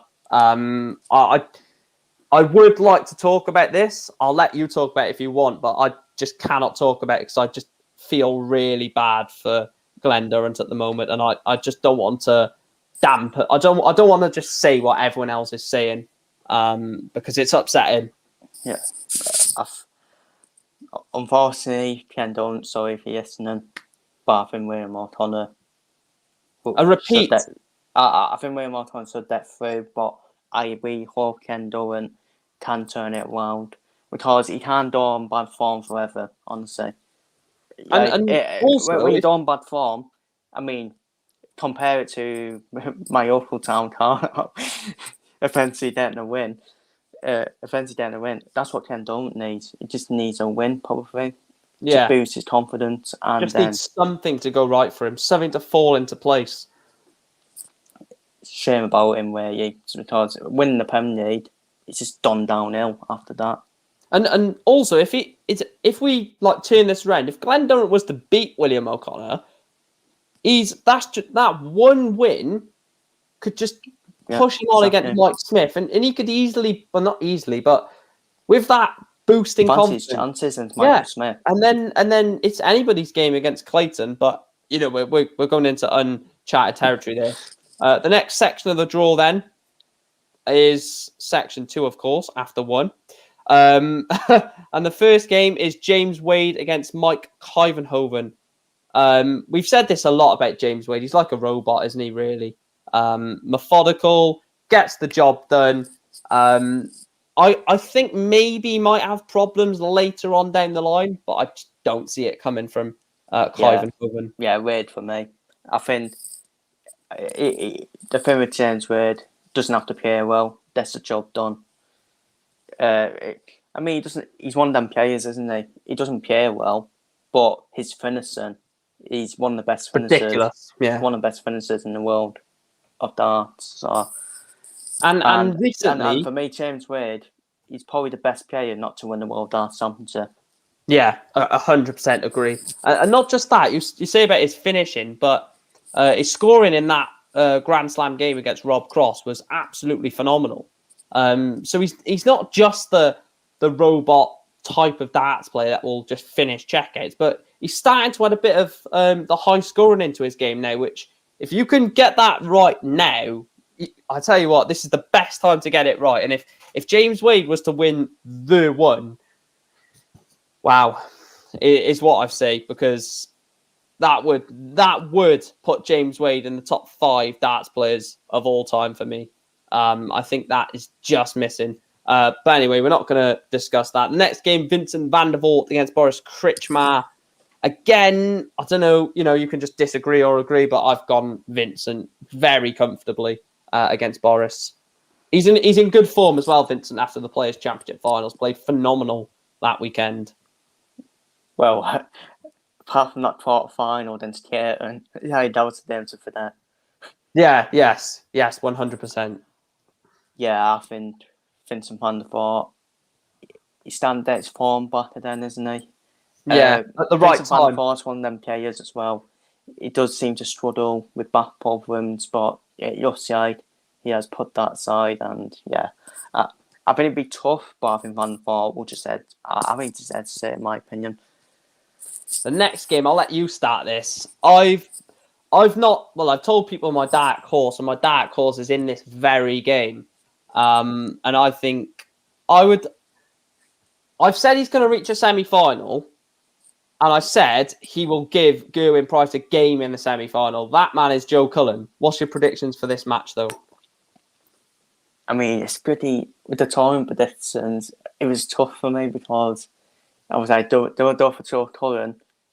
But then I went, oh, well, I got Chin Williams, my surprise patties, and both them, Chin Williams, that's through. He faces him. Oh, God, it's mad. I have to stick. It's going to be tough. It's going to be tough then for both players. I think Chin Williams edges it. Sudden death winner. I'm saying Joe Cullen, but we'll put your prediction in as Jim Williams, so because you are the guest. But for me, I think Joe Cullen gets past William. Well, I think Cullen gets past Everts. I think Cullen then gets past. Cullen gets past Everts. I then think he gets past Whitlock. I then think he gets past James Wade. And I think he loses in a last set decider against Gerwyn Price in the semis. But Chris has gone for Williams. This one, I think we could have the Wizard of Oz exiting the World Championship at the first time of asking. Do you agree? I agree, yeah. I do want to put him through, but then you need to put form into perspective. He's another one that is on that slide. He is on that slide. And Whitlock, we all know what he's capable of. Whenever he just needs Michael Van Gerwen in this draw. Yeah, he just needs Van Gerwen in this section of the draw. He seems to beat him, so yeah, I think K-Maker will shock him. I don't know. Dimitri Vandenberg against Martin Schindler. I would like to say this could go either way, but Dimitri looks like he's in a good place. That Players' Championship finals, a few people have said online and on social media that he used that as a preparation to see where his game is at for the Worlds. I think Dimitri is due a final of the Worlds. He's got to a quarters. I think semi-finals or final is on the horizon for Dimitri, and I think he should be in the Premier League as it is, but just because of the profile of player. But I think a quarter-final, semi-final guarantees him 100% in the Premier League. But I think not comfortably, but in terms of the game and the averages, but comfortably in the scoreline, I think gets past the wall, Matt and Schindler. I just think Dimitri is in a good place at the moment. For me, Dimitri Vandenberg, he's going to be, maybe not in this decade, but maybe in the next decade, a bold shout through to world number one for me. Yeah. I think he's that good of a player. And not just that, he's improved his floor game on heaps and bounds. He was always that player, wasn't he? Exactly. He's never good on the floor. He's just good in front of the cameras. Now he's picking up Pro Tours. Now he's getting to board finals on the Pro Tour. He's really starting to, have an equal game. Yeah, because Ian White is the total contrast of that. Ian White used to win Pro Tours after Pro Tours, would go to the Players' Championship finals as the number one seed and would lose to the 64th seed just because of his TV game being nowhere near is floor game, and that does exist. People will try and say it doesn't exist, but floor game and TV game does exist, and people are comparatively better on either. Well, yeah, it's different, isn't it? Because on the floor, you're not really playing in front of the crowd, where you? So Yeah, and it's 6 or 7 games a day, so yeah. So I think Van Berg will win this game. Martin Schindler will give him a game, though. Like, Yeah. I don't want to say that Schindler loses this without even giving him a game. I think I'd say 3-1. 3-1 is what I'll go with. I think Dimitri will maybe a level game at some point. Schindler stays with Dimitri, and then I think he'll have too much in the end. Personally. Yeah. I think it'll be one massive leg of darts from Dimitri. Like I'm not going to say the 9, but a massive leg of dart, like a 10, 11 dart holder throw or breaker throw that'll just push him clear of Martin Schindler. The next one is interesting, though. Could we see the African Warrior and another seed dump out of the tournament? Potentially. I'm going to say, I don't know if you agree with me, but I'm going to say this section of the draw will see the most seeds drop. Oh, yeah, I agree with that. I do agree with that. Because I think section 2, this section. Open. Yeah, so open for me. So have you got Devon to get through? Because, he was... Let's not forget, he was okay against Jose in the Players' Championships. Yes, Jose won, but... he stayed with him, a couple of 140s, a couple of maxes as well. The scoring is still there for Devon. It's just that finishing that is so bad. That's what I think. That's what I think will win him this game against Jamie Hughes. The scoring, and it might sound hard, but I just think Devon, he is a better player. Yeah, 100%. But obviously, when you suffer an injury, that's always going to happen, unfortunately, for Jamie. So I think Devon for me. Now, this one, I did say this earlier as one that I could see a... Now, we're on about shocks or seeds dropping, the likes of Cullen, Whitlock. I don't think... Maybe Cullen. I don't think Clearmacher beating Whitlock is that massive a shock. But if Madars Razma beats Krzysztof Ratajski, that is one of the shocks of the tournament. And do you know what? I think he pulls it off. I think Madars Razma beats Krzysztof Ratajski because I think he's in a good place. And I know I keep saying this about players, but Razma, he's one of the best Scandinavian players at the moment, or Baltic, sorry, up there with Darius probably as the best too. And like I said, he's got a very good TV game, Razma. I remember in the Worlds last year in his first round match, I don't think he went for treble 20 once in the game. It was all treble 19s. I don't know if you remember that. Probably the best 12-19 hitter out there. Yeah, and I think even Wayne Mardle said that he's one of the best treble 19 hitters in the world, hence why he goes for it all the time. Am I being too optimistic to say Ratajski loses to Razma, or could you see it happening? I think you are right to say he can pull the shot off. It's Wayne Mardle's favourite player, Krzysztof Ratajski, isn't it? He always talks about him every Polish tournament. James Wade.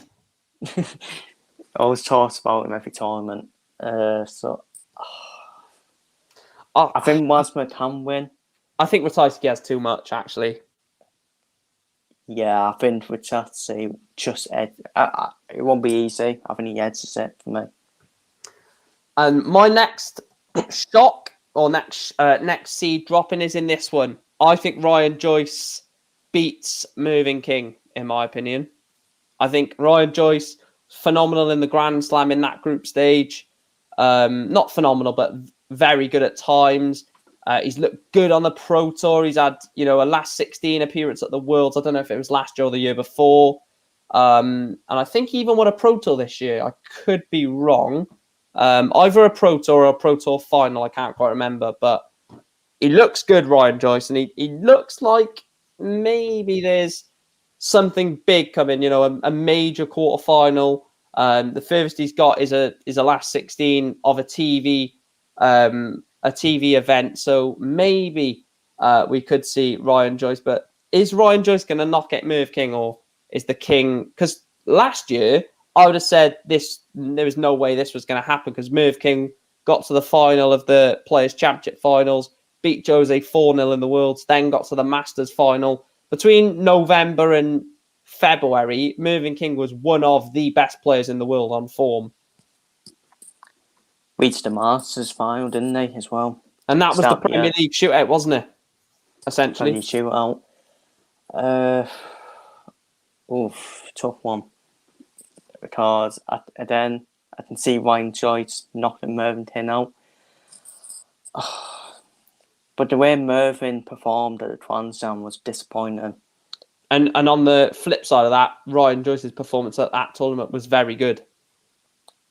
And Mervyn King did get knocked out early as well in the Players' Championship by, I think it was Darius. Yeah, Labanauskas, yeah. Which I think could have a massive tournament, by the way, Labanauskas. And under offer it, Ryan Joyce. Yeah, I agree with you. I'll tell you what, unfortunately, I don't see that being an end. That'll be an afternoon game on it, Ratajski against Ryan Joyce. It will have to be. The third section, we're going to try and get through this a little bit quicker. As you can see, Danny Noppert is already through. Right, we're going to go through this first then. Peter Wright against Ryan Meikle. Do you see Peter Wright having any problems in this one? Nah. No offence to Ryan, but I think Peter Wright will be too much, and I think, I just think it'll be too much. Damon Heta against Luke Woodhouse. This could be a really good game. Damon Heta, I would say, was underwhelming last year in the Worlds, losing to Danny Baggish in round one. I think he could have been comfortably in round 3 if he would have beat Baggish. I think Heta would have. I know Baggish still beat Adrian Lewis, and a big achievement for Danny Baggish, but I think Heta would have annihilated Adrian Lewis in that game. Because I think Heta at that time he was doing well on the Winter Series or the Autumn Series. I can't remember what it was. Won a Pro Tour event there. Was really good at the Players' Championship finals as well. And going into the Worlds, he was one of the surprise packages by a lot of people and by a lot of betting markets. And he just underperformed, and I just don't see him doing that again. He was very good against Wright as well. I thought. I just think he gets through. No, I'm going to say it quite comfortably. Damon Heta. Yeah, I agree. Next game is the first time TV finalist, first time ever for a TV final for Ryan Searle at the Players' Championship. He was sat on 24 with Peter Wright wanting, I can't remember what he wanted, but he hit double 16 last start to win the Players' Championship finals. And we said it earlier when we were talking about Ted Everts, that Minehead, or that weekend, last real, apart from the World Championship qualifiers, the last real chance to pick up a bit of form was, or is, the Players' Championship finals, or that weekend. And Ryan Searle, arguably, apart from Peter Wright, who obviously won the tournament, and I know obviously he got to the final, but I think Ryan Searle played better than Peter Wright that weekend. He was the best player at that tournament, in my opinion. The game against Gurney, Gurney wanted tops, and Ryan Searle was on one. I can't remember what he was on a 100+ checkout, and he took it. He was brilliant against Brendan Dolan as well. Dolan, you said it in your preview that Dolan is a player that can give anyone a game, and Ryan Searle basically brushed him aside.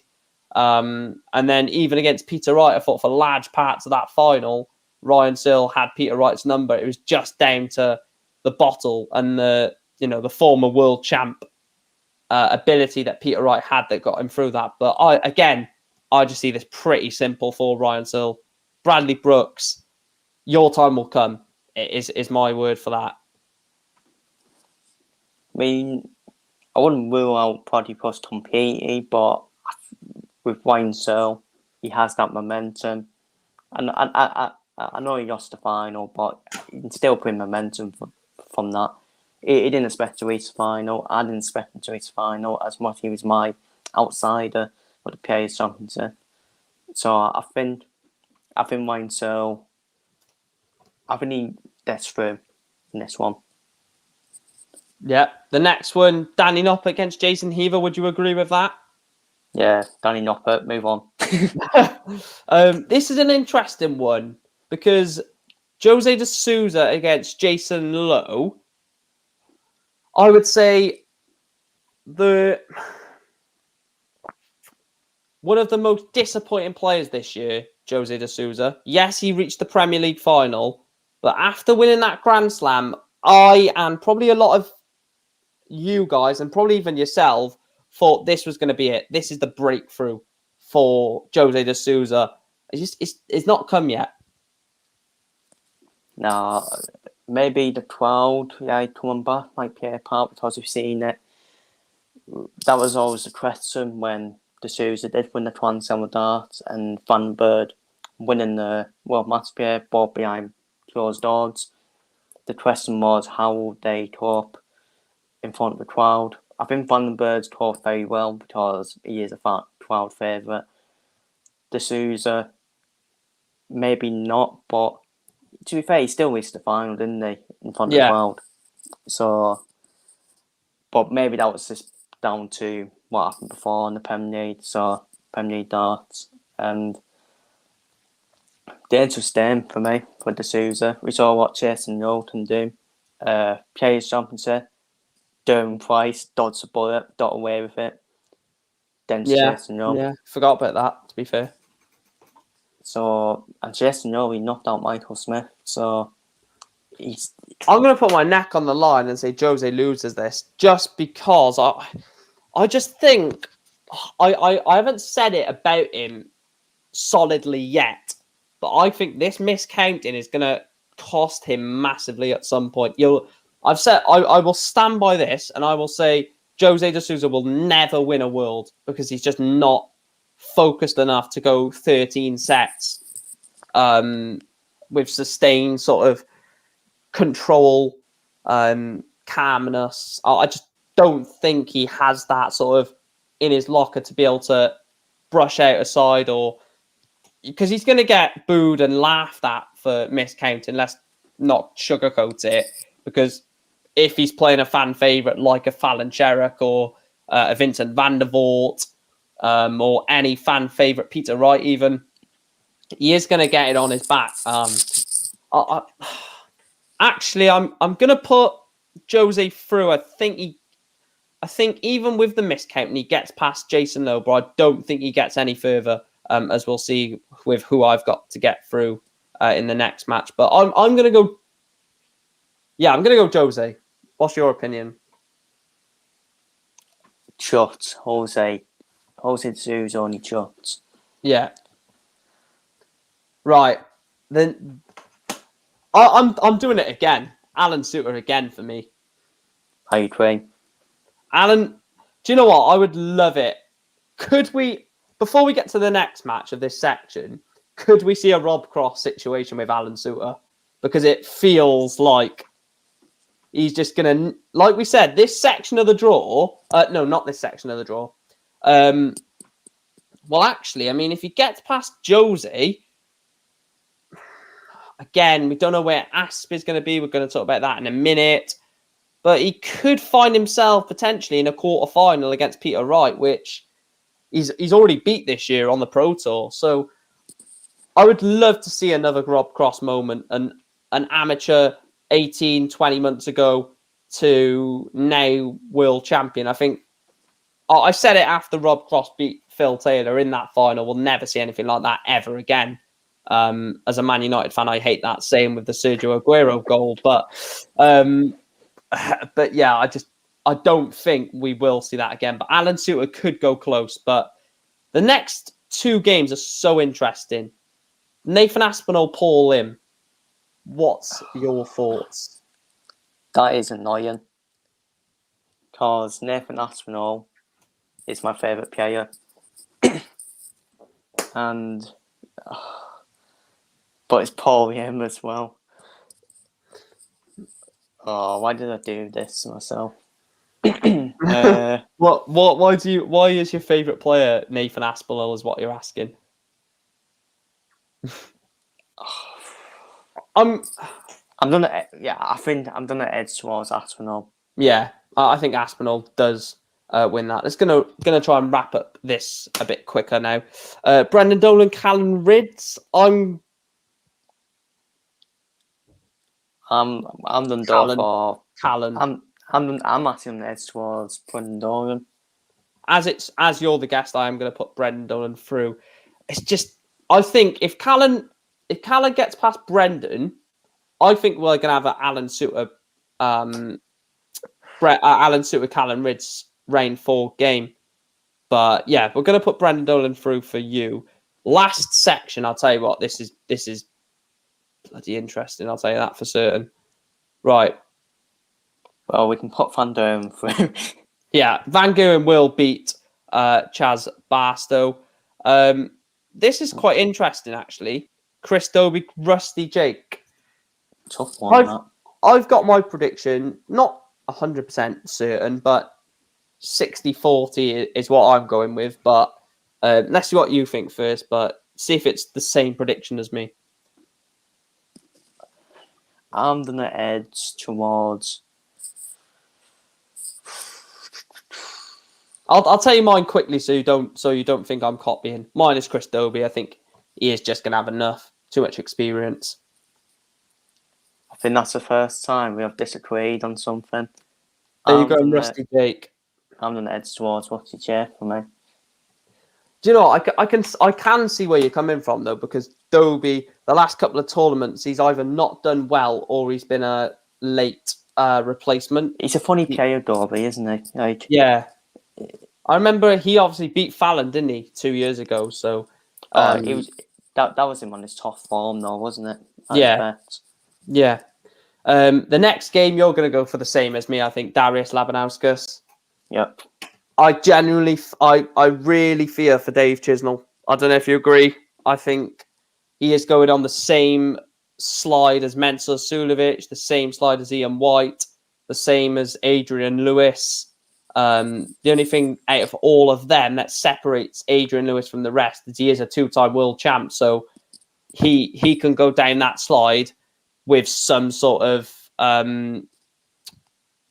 thing about him, some sort of like enlightenment, thinking, I am having a real bad time of it. The same as Durrant.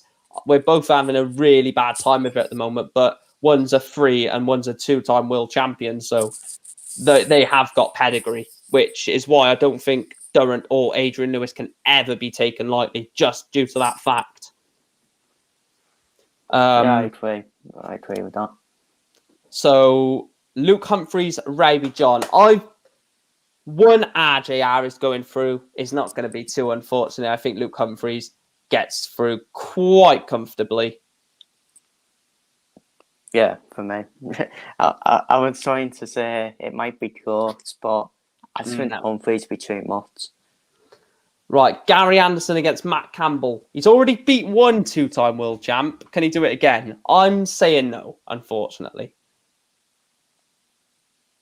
I'm down for it, Matt Campbell. Wow. And he's going to get through this game as well, to be fair. So Matt Campbell is into the rain for, in my opinion. Do you know what? This game, I don't think I've seen a game as worse as this. And I really feel bad for Scott Mitchell because I really liked him in the BDO. And I think Ian White is a good player. But this could be the worst game of the tournament. I just think it's Mitchell for me.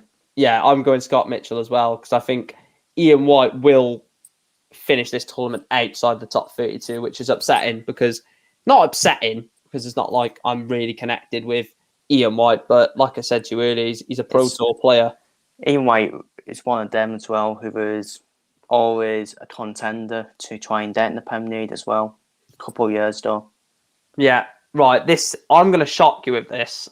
When I done my predictions, I said one of these will be in the quarterfinal or semi-final of the World Championship. I think the Eye of the Tiger will be ringing in the quarterfinals of the World Championships. I think Barney gets past Rob Cross. There is going to be one massive shock, and I think Barney is going to return to Ali Pali and really do some damage. I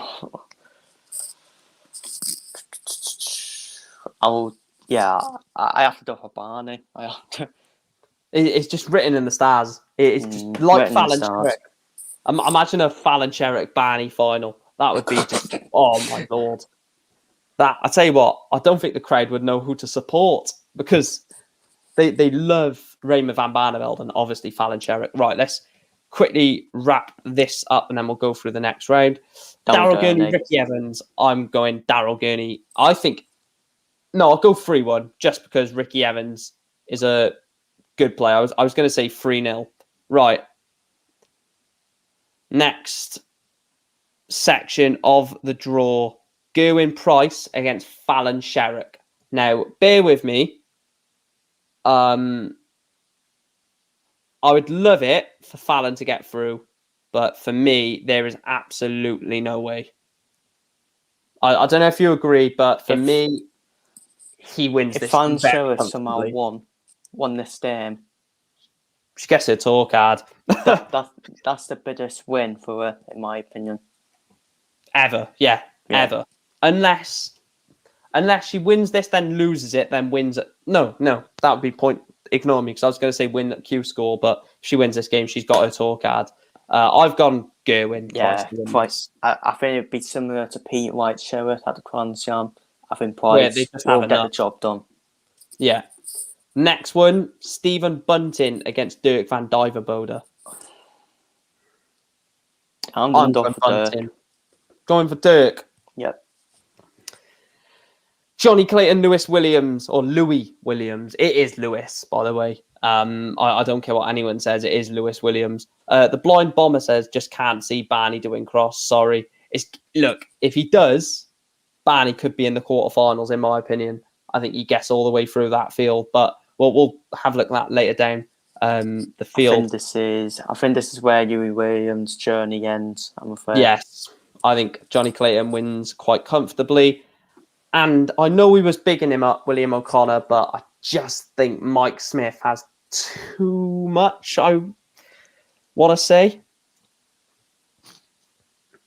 Michael Smith chops. I think Michael Smith gets through it. The next section, James Wade against Vincent van der Voort. I have to go for Wade. It's difficult. It is difficult. It's difficult, but Vincent. I just think Finniston, James Wade's better. If he can get that scoring back up like he did against Cross as well, I think he annihilates him. But based off just finishing alone, he wins it. The next game, I mean, we are in fantasy world at the moment, let's be truthfully honest, but I'm on your bandwagon here. I think Jim Williams gets through this as well. Yeah, I think it won't be easy. I think Jim Williams gets through it. Whoever, let's just put this here a minute. We'll put Jim Williams through, but if it's Joe Cullen, just look at how easy that run is for Joe Cullen. We've got Jim Williams, but if it is Joe Cullen, that route for Joe Cullen for the quarterfinals, that is favourable. And it did show Cullen a chance, doesn't it, to potentially get in the Premier League? I think I would love to see Joe Cullen in the Premier League. The Blind Bomber says if it had been the Cross from last year, I'd agree. But Cross is nearly back to something like his best. Loving your work, by the way, guys. Big up. But yeah, I think Rob Cross was awful last year against Dirk, wasn't he? Dirk, like you said about Hempel against Peter Wright earlier in the show. I think Dirk did pull Rob Cross's pants down in that second round match last year. And I think Bradley Brooks would have done the same against Rob Cross. But anyway, Dimitri versus Devon. I would love to see... Two Moss or Peterson for me. Yeah. That's going to be a great dance-off on stage, isn't it? With Devon Peterson's wall or mirror, whatever he does. and Dimitri dancing. I think that'll be an absolute spectacle. Hence why I want Dimitri to get past Jamie Hughes. But yeah, I've gone Dimitri. And the last game, I don't know. I'm not too sure. No, Ratajski. Yeah, for Chatsy, I think. Right, section 3. Oh, I'll tell you what. Look at that for a section. Just admire that for a second. Peter Wright versus Damon Heta, Ryan Searle versus Danny Noppert, Jose versus Alan Suter, and Nathan Aspinall, Brendan Dolan. Wow is what I'll say. Wide open as well. The blind bomber says that's an image I don't need in relation to Dirk pulling Rob Cross's pants down. But for me, because we're getting towards the end of the show, I'm going to say the 4 players that I would put through in each of the section now, and then just disagree or agree. So the 4 I would go for, Peter Wright to beat Damon Heta. I think Peter Wright will just have too much the experience of going deep, or the experience of from winning a major tournament. I think will just be too much. I think Ryan Searle, the form that he's in, will set up a rematch against Peter Wright. I think that will be just high scoring game between Searle and Noppy, but I think Searle's finishing will be enough. What would you say about those 2 first? Because I think we need to talk about Jose, Alan Suter together, to be truthfully honest. I mean, interesting. So Noppert it's probably been 2 of the players in form this year. Yes, Danny Noppert was excellent in the Grand Prix. Reached he made a good one anyways in the Semifinals, wasn't it? I think. Did you make the finals? I think so. Talk about it, and I'll talk about that game and all your predictions for the first 2, and then I'll quickly have a look. Because I think it was,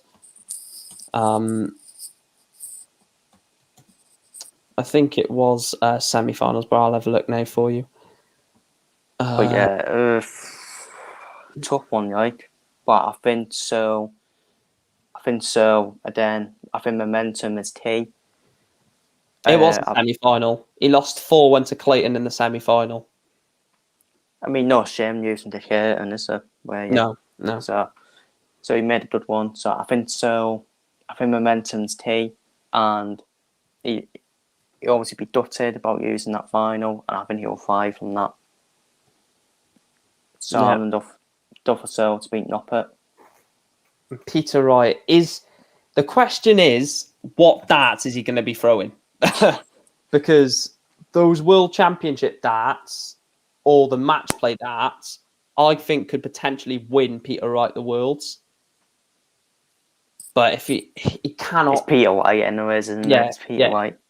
I'll tell you what, that's a hell of a game, by the way. Right, we'll do this one first. I know we should go in bracket order, but I need to leave that one. My favourite player. I'd say and my outsider for this tournament. I don't think Brendan Dolan gets past the Asp. I think the world stage is where Aspinall thrives. The same as Darius, to be fair. That's where Darius thrives, and Humphreys. A couple of players there that thrive under the World Championship stage. As Mossie's my favourite player. Are you going Brendan Dolan? Yep. And Alan Suter? Yep. I wanted to leave that for people to think that I was going to explain it, but no, Alan Suter. And then Alan Suter could be in a quarterfinal, but we'll leave that for now. MVG against Rusty Jake. I don't think you're going to argue with me. MVG through. Now this is interesting. Actually, let's just put Matt Campbell through. I think. Yep, Matt Campbell. Right.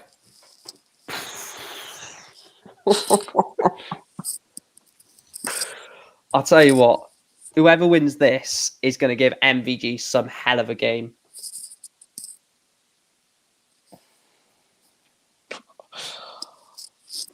And it will be a quarter-final. This is the closest game to predict for me so far. I'm going I'm going Labanauskas, a repeat of the quarterfinal from 2 years ago.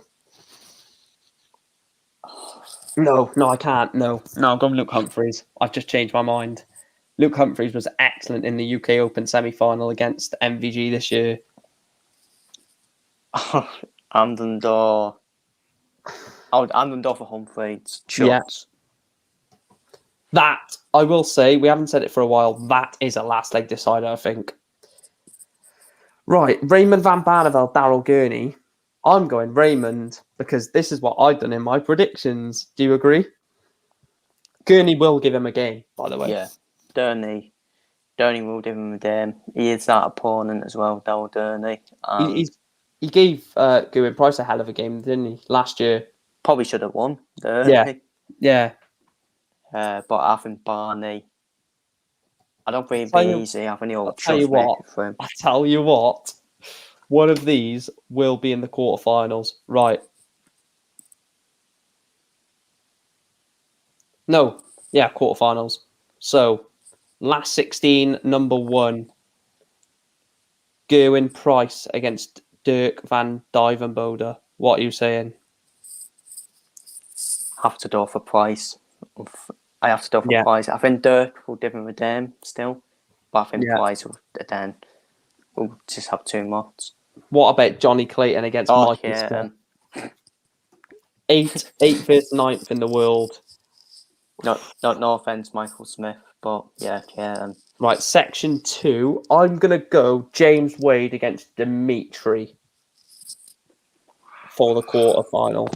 I just don't think Williams can get. I know he's beat him, and I know exactly. I had to say it before you give that back to me. He has beat him. That was the best of 9 legs.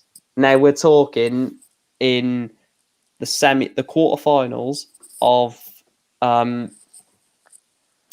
last 16, of the World Championships. We're probably talking, is this 7 sets now, I think? I think this is the best of 7 sets now.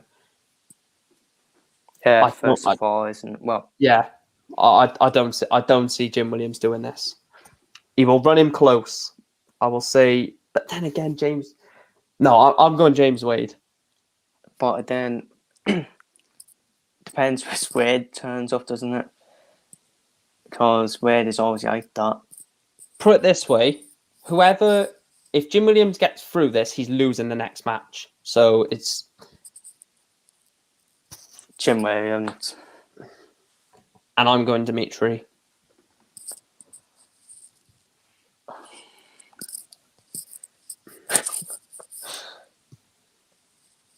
You're going to say a last set decider.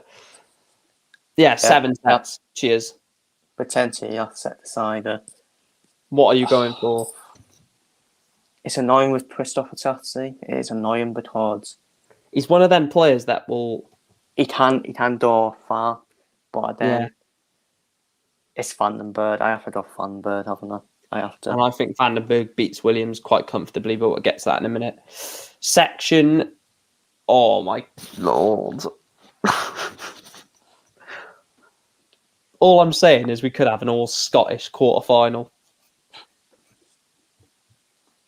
I think it's going to happen. I'm calling Peter Wright against Alan Suter in the quarterfinals. Peter Wright against Brendan Dolan for me. Brendan Dolan gets annihilated in that quarterfinal for me. Well, I'd put MVG. Yeah, I think so. Van Derwen, Schutz. I'm going Raymond van Barneveld. I just think Raymond. Barney.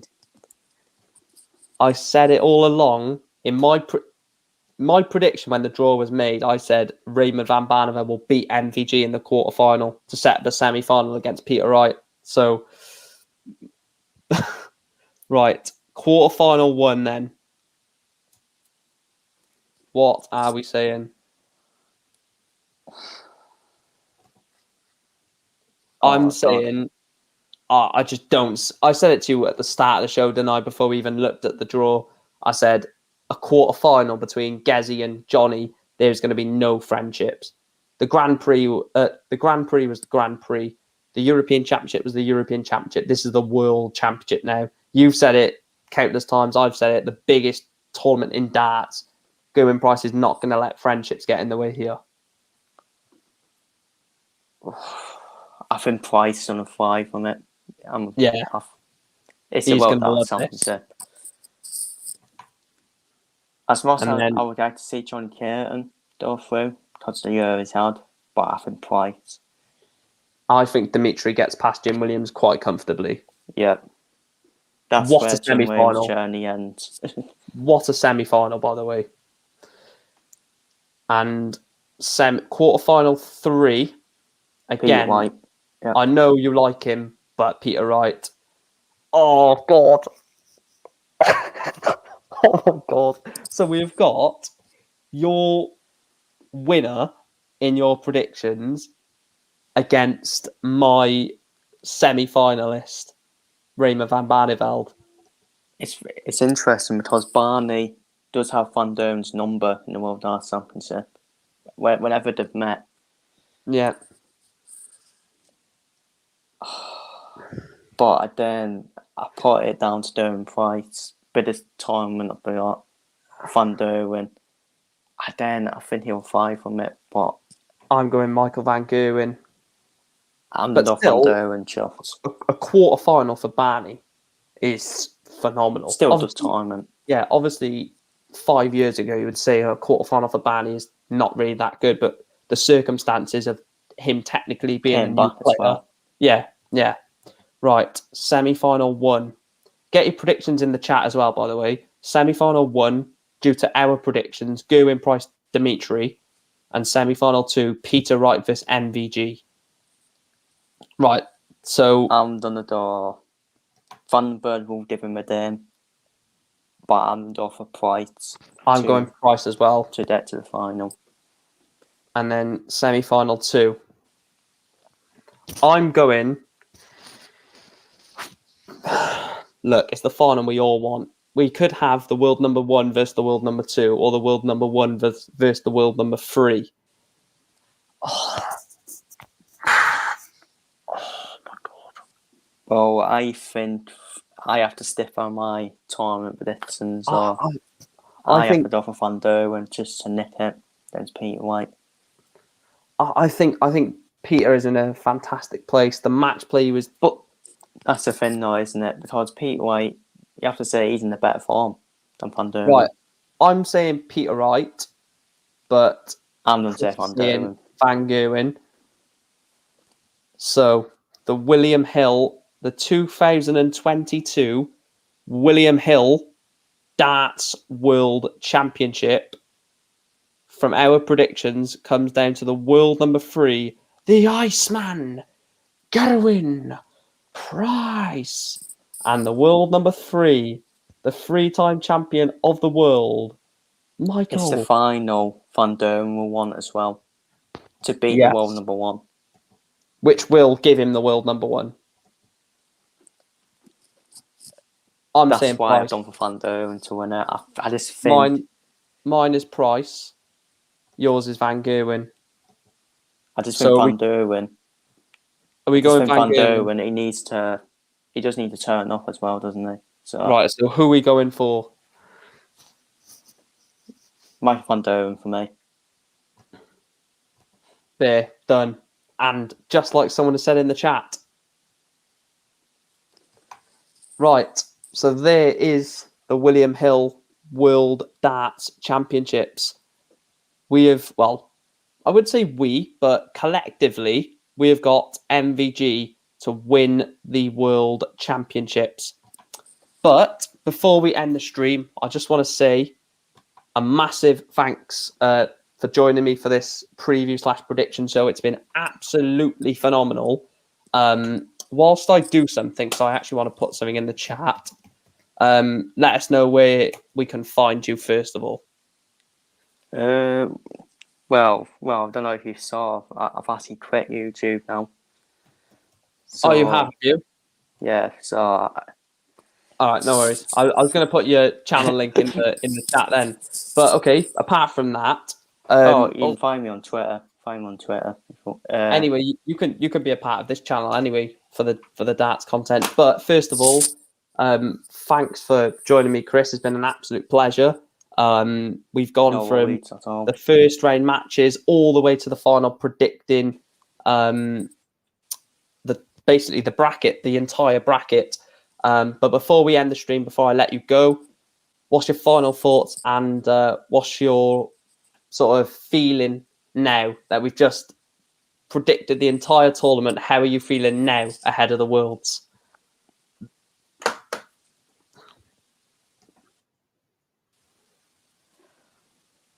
I just thought the film's going to be unpredictable now. Unpredictable. I think it's going to be. I reckon it could be the best one yet. Yeah. With the players we've got now, the contenders who could win it: Price, White, Van Duren, Johnny Curtin can't rule him out either. Ryan Searle, he can face down Price, but we never know in the world. So Johnny Curtin might get more favourable draw. Dimitri, maybe. You never know if Van Sheriff makes a. Yeah, Dimitri as well. Our own Rob Frost and Suter. Jim Williams. A lot of players to look out for, in my opinion, in this tournament. So I think it's going to be the best one yet. Touchwood, the fans are there as well to witness it. Yeah, to witness. And before we let you go, go on. Yeah, go on. Before we let you go, and before I end this preview, because tomorrow's stream will be no previews, we'll be going watch-alongs all the way to the final. Will we see the coveted 9-dart leg?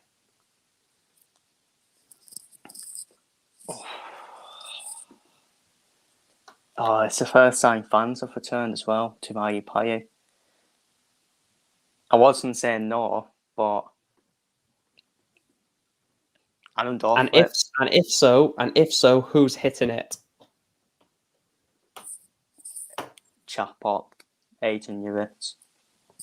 I'm gonna say yes, it will be hit, and I'm gonna say in the first round match against Diogo Portela, Alan Suter is gonna hit the 9. I mean, good predictions. I think 18 years has hit it before as well at the IPA at Hearts. it would just be 18 years. So was James Wade. So was James Wade as well. But if you hit a 9-darter, you always don't want to use the damn don't. Yeah. Which is the annoying thing. But anyway, like I said, it's been an absolute pleasure getting you on. We'll try and get you on for maybe some watch-alongs and stuff like that if you're up for it, or get you on for some dart shows. But like I said, well over 2 hours of the stream. So big up for coming on. Massive has helped and is appreciated. Thanks to everyone in the chat and stuff. I will be live from 7 o'clock. Look, I can't even believe I'm saying it, but I will be live at 7 p.m. for the watch-along for day 1 of the 2022 William Hill World Darts Championships, where day 1 will start with Richie Edhouse versus Peter Hudson. Who else is it? Keane Barry, Royden Lamb? No, Ricky Evans, Nitin Kumar, Adrian Lewis, Matt Campbell, and then Gerwin Price against Edhouse or Hudson. So like I said, from me and Chris, thank you for joining us on this prediction/preview show. We'll see you tomorrow for day 1, and hopefully the 9-darter gets hit in game 1. It's not going to, but actually, before we let you go, what's your predictions for tomorrow's games? So Richie Edhouse versus Peter Hudson. I'm going to go 3-1 win to Richie Edhouse. I'm going to go 3-1. Ricky Evans, Nitin Kumar, I'm going 3-0. Yeah, 3-0 Ricky Evans. Matt Campbell, 3-2 either way. I can't predict it. 3-2 Matt Campbell. I'm going to say either way. So if AD Lewis wins it, I can say, yeah, I always said it was going to be AD Lewis. And Gerwin Price will win. If it's Hudson, 3-0. If it's Edhouse, 3-1. I think Ed House gets a I leg. think A set. I think 3-0 either way. Fair enough. Fair enough. Well, anyway, could the Iceman begin his World Championship defense with a win? We'll find out tomorrow. I'll see you tomorrow for tomorrow's stream. Thanks for joining. Thanks for joining, Chris. And we'll see you soon. Come on, Gezi Price.